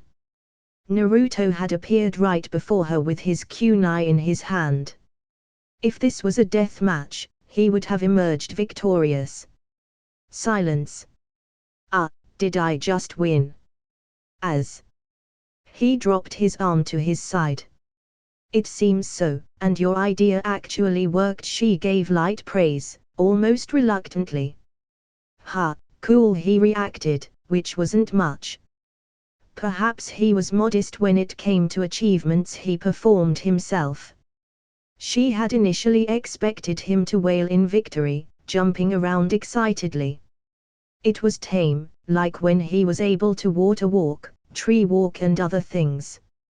So how were able to appear before me? I thought your jumps were limited to those seals, she asked as she looked for anything solid that he had slipped on her. Yeah, there's one on you, he shrugged. Mito blinked several times. There was no kunai on her. When did he? It took a moment for her to remember that she was weakly grabbed beforehand. She inspected her wrist, finding a seal similar to one on his special kunai. He caught the sight. Oh cool. I could do that too. Can you take it off? Offering her wrist to him. He looked at it for a few moments. Yeah, he replied. I have no idea. He laughed, rubbing the nape of neck once again. Try it. The seal made her slightly uncomfortable. She could easily be found and he could appear anywhere. Well, I'll try, he said earnestly. Placing a nice firm hold on her wrist as he placed a palm on her seal. Retreating it, only to find that it was still present. He repeated this dozens of times, only to fail each time. Never mind, as she retreated her wrist from his pleasant grasp. I honestly don't know, Mito, he replied, a apologetic smirk on his face. It's okay, I'll just take it off myself later on, she replied. It's getting late, perhaps we should go back now. Naruto carefully took off the towel around his waist and quickly dipped into the hot springs. It had been about a week now. Tomorrow was the day they were supposed to leave. He felt the hot moisture enter his lungs as he took calm breaths. The near scalding water of the hot springs calmed his muscles, a little sore from the training that he had done. He gave some greetings to the few other guys present in the hot springs, but didn't seem interested in conversing any further. Proceeding to a nearby corner, he merely decided to try and relax for a bit. It was still felt restless, especially so for when he alone. Those weeks being stuck in the apartment did nothing to help that. He tried to talk to the nearest guy, but it seemed he was finished, quickly exiting the water. Great, no one to talk to. If he had to be honest with himself, he was slightly frustrated. He could feel the hot pressure building slowly over in his head since he had arrived here. Even with the return of Mito didn't help with that regard. The reasoning was that he was lost, completely so. He had no clear direction, he had to do something, but the largest problem was that he had no idea what it was or what to do.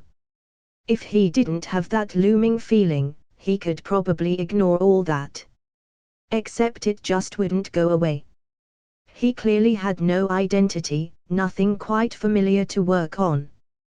Just vagueness, cluttered and hidden by fog. Goddamn, did he hate things like that. Even he wasn't sure whether Naruto was his own name. That name and the gear that he apparently had was all he had to work with. There was Mount Myoboku, that no one had apparently ever been to. Then there was Konohigakyo, which sparked nothing of familiarity in him. Perhaps he could reveal his insecurities to Mito and EMI, but he wasn't quite sure he wanted to burden them any more than he had to. After all, it was his problem to deal with. The training was a nice distraction, but it didn't necessarily give him a sense of satisfaction. Even if it was frustratingly hard, for some reason. Whenever he completed an exercise like the tree walking exercise, all he felt that he should have been able to do it. He didn't feel any sort of accomplishment through those seemingly tiny achievements.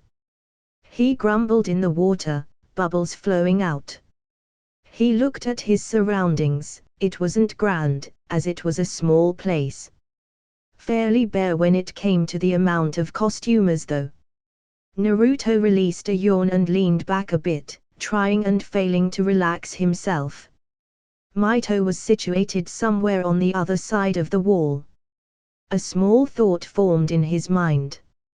She was obviously naked, and then he heard that humming tune she sung several times before. He was suddenly intrigued by this, knowing it was Mito on the other side, EMI was supposed to be there. He wasn't curious about the tune however. Naruto paused, suddenly alert of his thought process. He looked around to see guys, most of them sat away from the wall. What the hell, am I a pervert? No denying it. It wasn't his fault, not at all. Now he felt that slip once more, another nagging feeling. Yes, those perverse thoughts stemmed from someone else. Or was it completely natural to feel that way? Then there was seal that was on her wrist. He could feel it calling, beckoning to him like a loyal dog. It seemed more like an angry guard dog though. She had said that was keyed to him and she couldn't take it off. Nor put on any counter seals to nullify the effects. At least, not without any unforeseen consequences. So he was entrusted to not take advantage of it. Naruto, I should let you know that you should consider my grandfather's words when you two met. Hearing Mito's voice sound. He had initially thought it was just his imagination, but other things were said. He gulped audibly. Completely forgotten that she was a sensory type, and would always feel his presence nearby. Sure, he guessed that was a good thing. Being disappointed was a sure tell sign that he was perverse. Wiping those thoughts away, at least Mito thought well of him, enough to think that he wasn't that kind of person. No accusations, that was a good sign. He recalled some of Emi's little input on her older sister. He was also explained by her sister that she was a little haughty. That much he knew at least. She always had this sense of superiority because she ate correctly, or spoke in such a civilized way. As long as the meaning came across, or the food entered his belly, everything was okay. Better than okay, it was perfection in his opinion. It didn't mean to be so pointlessly complicated. He didn't exactly voice his opinion as of yet, but it didn't matter all that much to him. Maybe it was who she was, he didn't mind that. Kind too, but a little bit condescending. It was nice to knock her down a pegs at times. Plus, her reactions were hilarious. She was being ordered to help him, that much he knew, at least partly. Not anymore if he knew now. He did his best to understand the reasoning to protect her village. His life was insignificant compared to the entire village. He was a potential danger to them. The world didn't revolve around him, nor could he change it alone. Another feeling welled up before it disappeared once more, but he had a feeling that it had to do with his earlier thoughts. Disregarding it, seeing as he had several of those already. He had already talked to EMI about it, letting things come naturally and not force it. Hey Mito. It seemed a little odd to talk like this, he'd rather talk face to face. Yes. What might have happened if I were to have popped up anywhere else? Like in another village? He asked. She took a moment to answer. Other than Konohigakyo, this is just conjecture on my part. To put it bluntly, you might have been killed. He flinched a little. He would have been defenseless, if his sparring matches were of any indication. Thanking whatever entity or event that had landed him near Uzushogakyo. He probably wouldn't have been given the same offer as the old man did. So why are the two villages so special? There are many clans that joined the different villages, not all of them are quite as forgiving as us Uzumaki, although, that has caused some grief as well. She said rather emotionlessly, but went back to her original voice a moment later. The Senju would likely have done the same as us. Hashirama Senju, their clan leader, is quite a generous person. I should meet this guy, I have a feeling he's someone I would like, he replied. Along with others that are coming with us, we are staying at his compound. I have told you that before. Right, I wasn't really listening because you kept talking that time. He was met with silence for several long moments. And what do you mean by that? She said rather icily. Nothing bad, I swear, I just like listening to you talk. She didn't reply to that. So. Why weren't you so worried? Naruto asked. Again, another long moments passed. He let out a sigh of relief when she began to talk again. We were friendly with the Senju clan, and by default with the Yamanaka clan. Their clan jutsu is especially useful for such a thing. So my grandfather and I were confident with someone like you. I imagine other villages wouldn't have taken such a chance. There was some muffled murmuring that he couldn't catch, but loud laughing was soon heard. It was Emi's, if he could recall. Apparently catching up with her sister. Be quiet. Hearing Mito berating her little sister, but they didn't seem to talk anymore after that. He relaxed, wondering what was so funny to Emi. Plenty of things were going happen now. Tomorrow, they would finally traverse to Konoha, along with several other shinobi of Uzu Shogakyo. Then, well, he wasn't sure so about those other things. Naruto. He heard the voice of Emi sound from the other side of the barrier. Briefly, a vague impression of her also in a state of undress appeared. Damn it, he muttered under his breath before speaking up. What's up? We're going to go talk with our friends, bye. All right, not getting an answer. He decided to wade around the water, trying to ignore the seal he accidentally placed on Mito's wrist. Tomorrow morning they were supposed ready for days of travel. He had a dream when he slept that night. He was walking through wreckage of rusted steel and decayed wood. Making his way through worn and old buildings. He found himself standing on a fallen pillar overlooking destroyed wreckage. It was unrecognizable, some turned-over buildings had fallen into a nearby river. The area might have once looked impressive at one point, if it wasn't obliterated. He remembered thinking that it was a very odd dream. Walking through the area. He was here for something though, what that might be was lost on him. He trudged on, however, impatience coursing through him. From the surrounding decrepit buildings, many others joined in his search. Naruto, are you ready? He turned around to see Mito standing there by the doorway to his room, a small pack shouldered on her back. She probably used seals, just like him. She was likely oblivious to him knowing that he had figured that stuff out. I wasn't too hard, if he could take stuff out, he could put stuff in. Remembering the seal was a pretty nifty thing too. Yup. I'm all packed and roaring to go, he answered, flinging the pack onto his back. He also had such a fantastic idea, and couldn't wait to start it. Actually, right now was probably as good as it could get. Let me see. All right, I don't see why though, he shrugged, giving her to pack just to see. Naruto. Her expression turned a little disbelieving as she searched a little around. Yeah. This is full of ramen. So. What's wrong with ramen?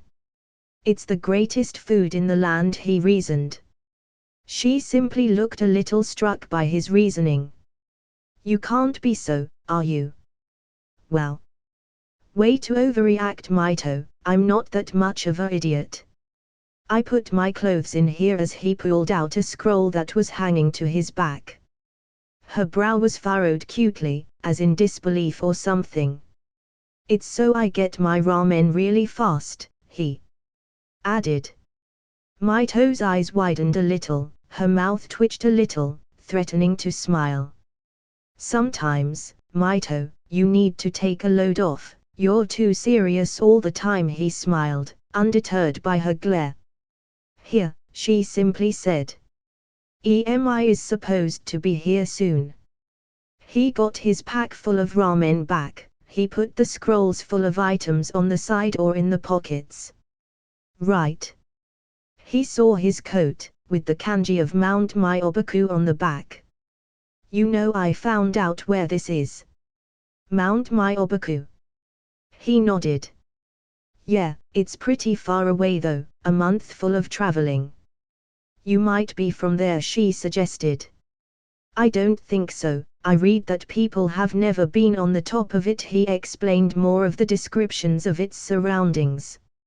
You might be the first, or that a village was already been situated on it, perhaps on the other side of the mountains. So I might be from a strange land. He shook his head, too many theories and not enough solid answers. There are plenty of contradictions that you are, or there must be some amazing coincidences, she stated. Like the shadow clone. Mito had explained its capabilities. It was solid, capable of somewhat free thought and able to retrieve information upon dispersing. It was unique among the variant of the clone.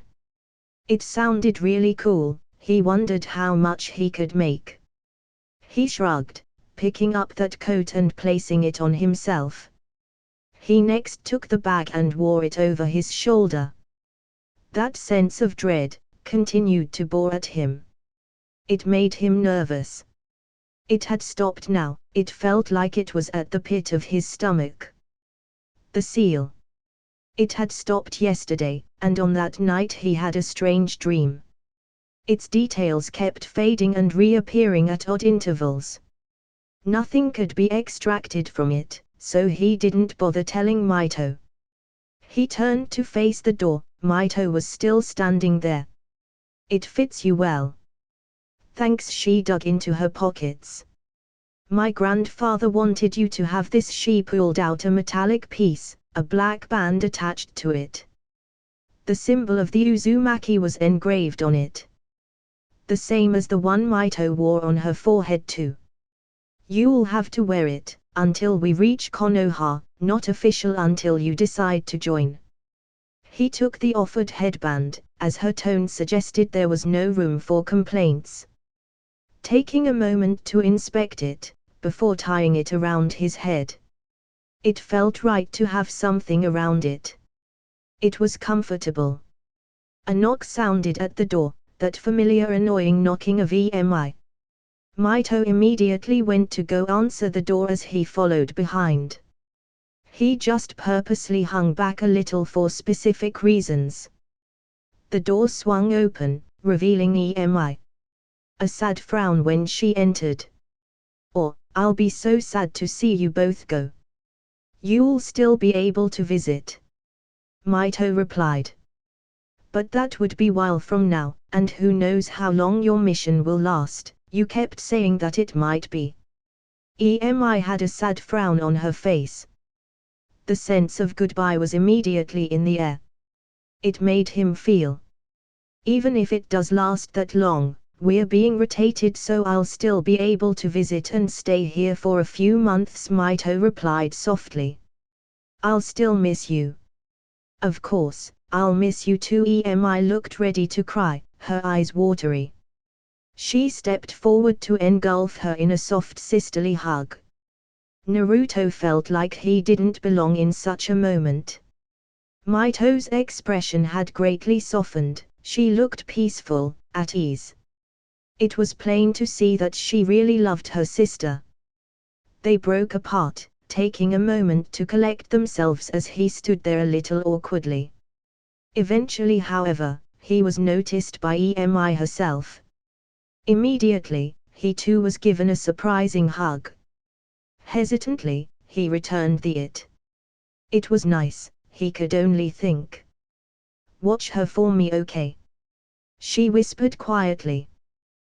If anything, she's the one looking after me."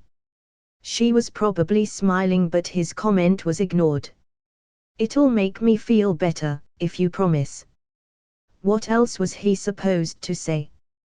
He wasn't going to deny her, the thought never crossed him. I promise. It was strange how he felt when he said that. Thank you. As she tore herself away, Mito was looking curiously with that glint in her eye. She was holding the door open. It's time to go now. Got it as he stepped towards the door. Another too many goodbyes were made with EMI as they left the site of Mito's apartment. He could only follow her absent-mindedly through the village. It seemed like a simple request, to watch over Mito. Although he felt very strongly about it. He didn't want to disappoint EMI, who was a good friend. Naruto had been on some self-searching, he couldn't help it. He had contemplated on how he was originally. Was he some sliver of his personality? Or was he his own unique person? Perhaps Naruto was inside somewhere, or just a piece of him. He blinked, realizing that they had stopped. Their walk had been a while now. Mito was standing over a nearby bench. So, where is everyone? He asked. Looking around where the apparent meeting point was. Which was a gate side, going towards Konoha and its residing country. There was no one around, at least, no one that looked like Shinobi with packs like himself and Mito. He turned to the woman, looking a little flustered for some reason. They're late, she seemed to concentrate for several moments. Aren't we on time? He asked. Yes, we are. So we didn't have to rush at all? He asked, and realized something odd about Mito. That's pretty funny. She didn't seem to want to answer his question. I know who they are, and it seems that they are not even close to being ready, or near here. He looked around, a guard was stationed at the entrance. Some other civilians were walking around the sidewalk going about their day. He was still standing up on the other side of the bench where Mito was sitting. He wondered if they had enough time to. So. Mito looked expectantly at him. Want to go get some ramen? Are you serious? Yeah, he answered. Didn't we have ramen yesterday? He nodded. Well, yeah, but that was yesterday. She blinked several times, a blank look. I'd rather not, we'll wait here until the others arrive. Besides, we ate a few hours ago. She sat down on a nearby bench. Oh come on, you said it might be a while, you got your cool stalker thing so you know where they are, he reasoned. She looked aghast at him. Did you just call my sensory ability, the nerve? She huffed and looked away. Her cheeks flushed in anger. Oh, did I? He scratched his head. I mean, it's kind of true, is it? That's how you found me last time. Just be silent, she said harshly. Ending the conversation. I guess there's no ramen then. He sat down dejectedly. Waiting in silence. Long minutes passed and he was tempted to risk asking her again. He decided not to, and started to pull out an instant ramen packet from out of his bag. Popping the cup open and alerting Mito. Are you really going to eat that here? She questioned, a somewhat annoyed look lingered from his earlier suggestion. Sure, why not? Ramen is ramen. Although I would like to have some hot water with it and see to EMI too. We saw her 30 minutes ago. He shrugged. That was some slightly heavy stuff, I'd like more normal moments with her. You know, I obviously don't have a ton of memories to remember people by, so I would like to have more of those precious little times, you know. But, don't you think those heavy occasions are more significant? She replied, her expression of interest and curiosity again. Of course, but sometimes I want more, happier times, I guess. Even if it doesn't really seem much, you know. With anyone that would be my friend, like you. He looked down to take a good bite out of the block of instant ramen. It tasted okay, but the hot water and spices definitely made the dish. If we hurry, would you teleport us back here? She asked suddenly. He reacted instantly. Hell yeah, of course, I already have a seal placed at the ramen stand. He placed a seal on the bench. The one that was at the ramen stand only had the handle of one, the kunai hidden under the seat. Well, before he replaced it with just the seal. She laughed pleasantly. Of course you would. He smiled, placing a hand on her forearm. He made sure that there was no one on the seat before he appeared before on the seat on the ramen stand. There was no one else around. EMI was standing behind the counter preparing some ramen. What's up again, EMI? She flinched from the sudden noise, turning around to lock eyes. Naruto. Mito. What are you two doing here? Aren't you both supposed to leave? Yup, everyone's late though, so we came by to have a snack, Naruto answered. Although I don't, it would be a snack for you, EMI replied. He nodded happily in agreement. She sighed a moment later. You made me get all emotional for nothing then. Why? Are you emotional now? She shook her head. Great, come have some ramen then. It's been a while since we all had some ramen together, hasn't it? She smiled, but otherwise nodded and quickly prepared their preferred dishes. He kept having odd dreams when they stopped traveling and rested for the night. He remembered it fairly clearly, the second dream that he had. There always a lack of information of his part, something that he was supposed to know but didn't. He was looking for something. He kept sending someone somewhere. A place that was pretty far from the wreckage of the large village. There was a lot of searching, picking up wooden frames and clearing out the vegetation. There were many places that had been completely buried underneath and he couldn't resort to utter destruction to clear it. Did he have jutsu that could do that? Where was he? The only answer was that this was his mother's birthplace. Hey man, are you all right? He was shot out of his contemplation. Turning over to see a guy named Nori waving his hand in front of his face. He always seemed nervous for some reason. Yeah, I'm all right, shaking his head from his thoughts. He was sprinting along with the other Uzumaki clan members, a team of 10 shinobi, not including himself. Mito was up ahead, leading the other people and generally being a leader of the group. Oh good, I thought you were brain dead for a moment there because you had a blank expression. He laughed quietly. That was another thing too, he was filled with terrible jokes. He probably thought they were pretty funny too. Naruto forced a chuckle, that was pretty bad. Oh, sorry. He seemed like a good person though. A short guy with short white hair, his mother was married into the clan. He was 17 years old. Don't worry about it, do you know how far we have to go now? Naruto asked. After the end of the day, 2 more days after that. He replied quickly. Sweet. He answered. The first day could only be described as boring.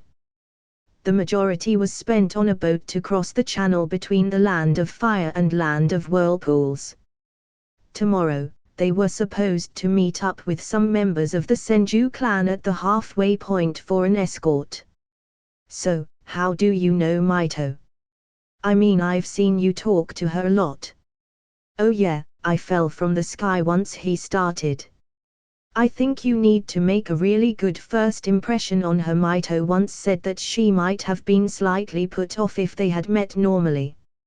It wasn't the entire truth though, there was something else she had refused to say, he didn't know what though.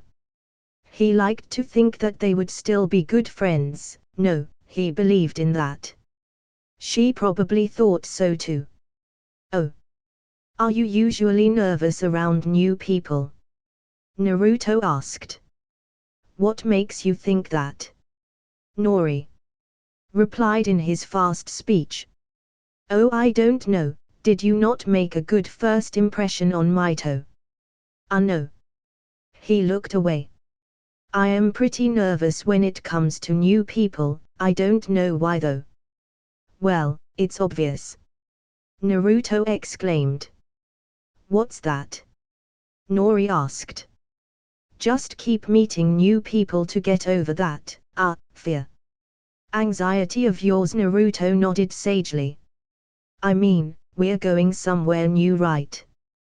That's a great chance. Nori smirked, nodding furiously. Naruto decided to talk with the other Uzumaki, as he had done since he had first met them. It was a pretty nice experience to talk with other people, a pretty, excitable red-headed woman. There was also an older guy, who always seemed to be laughing despite how quiet he actually was. There was another kunoichi, who liked to talk louder than Naruto himself. All amongst other unique people, 3 of who seemed a bit normal compared to the others. One of which was Mito. Naruto wanted to get to know them, seeing as they might be living under the same house for a while. Now he lying under the small tent he was given, waiting for sleep to catch up with him. After the first shift, it was going to be his turn to watch over the camp with Mito. The small tent was comfortable. It was comfortable, but welcomed.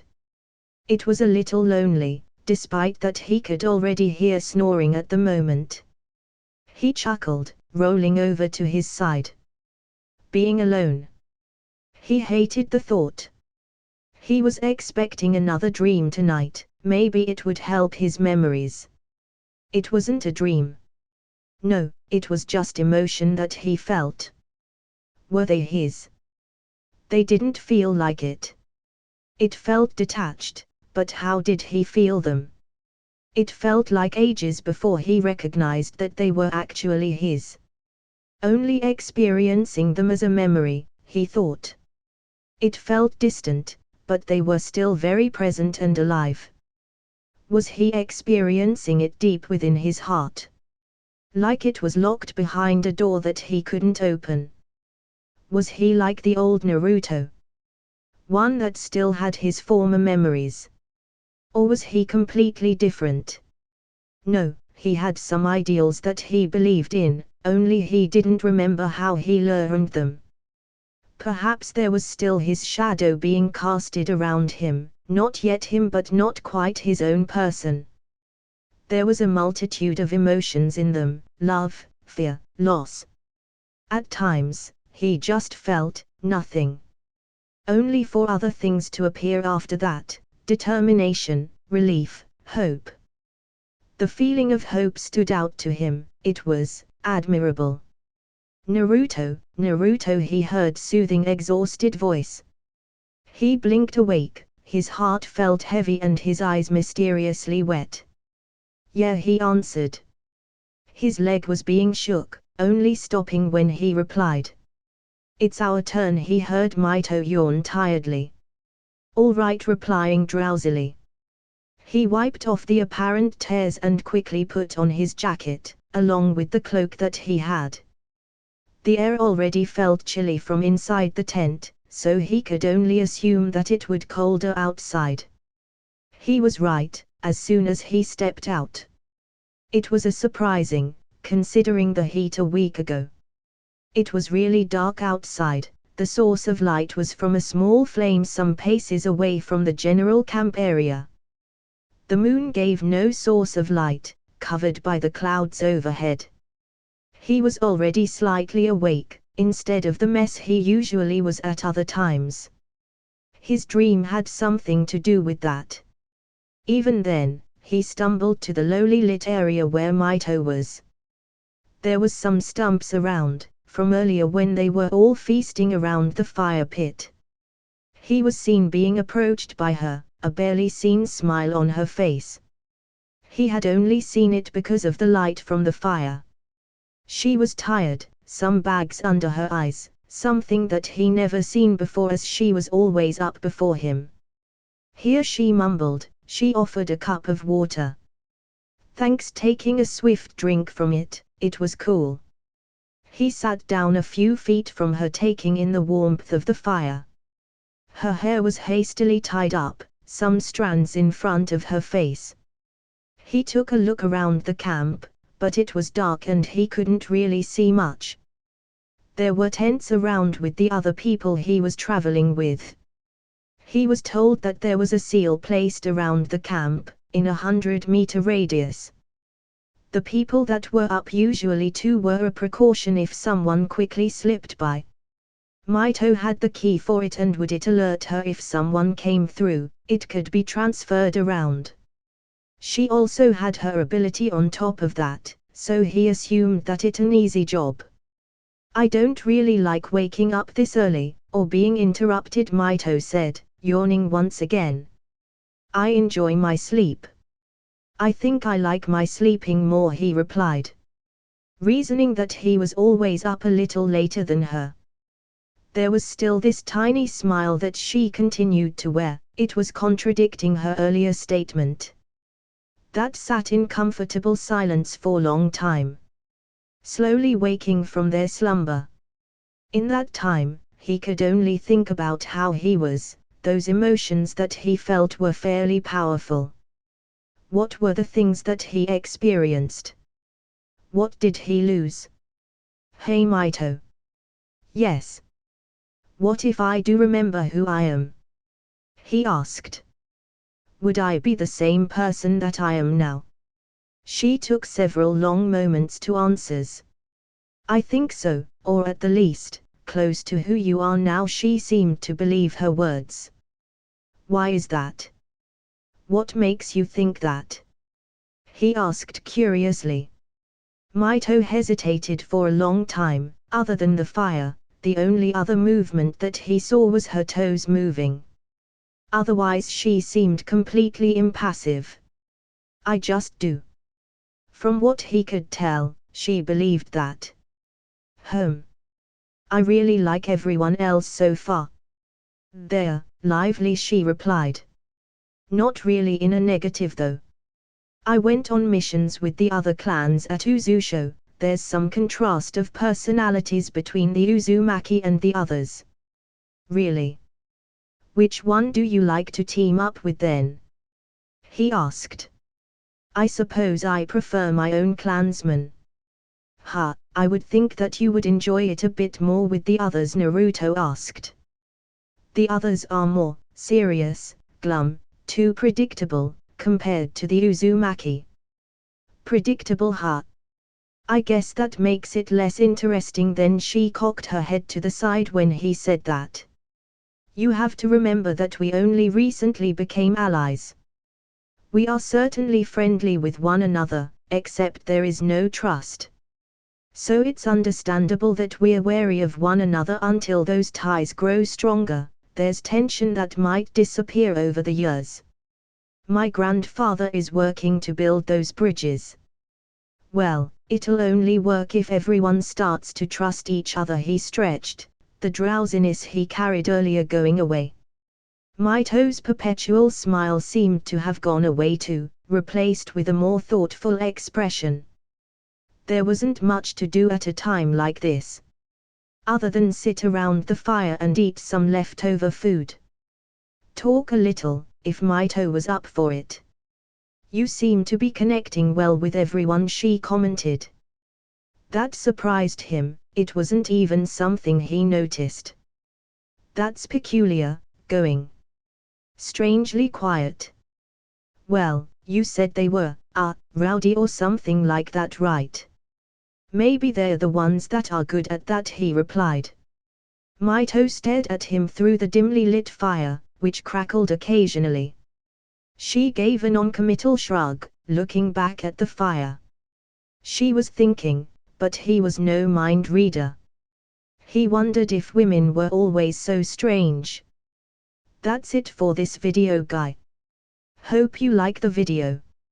Like, share and subscribe the channel. Also tell me your recommendations in the comment section down below. Thanks for watching.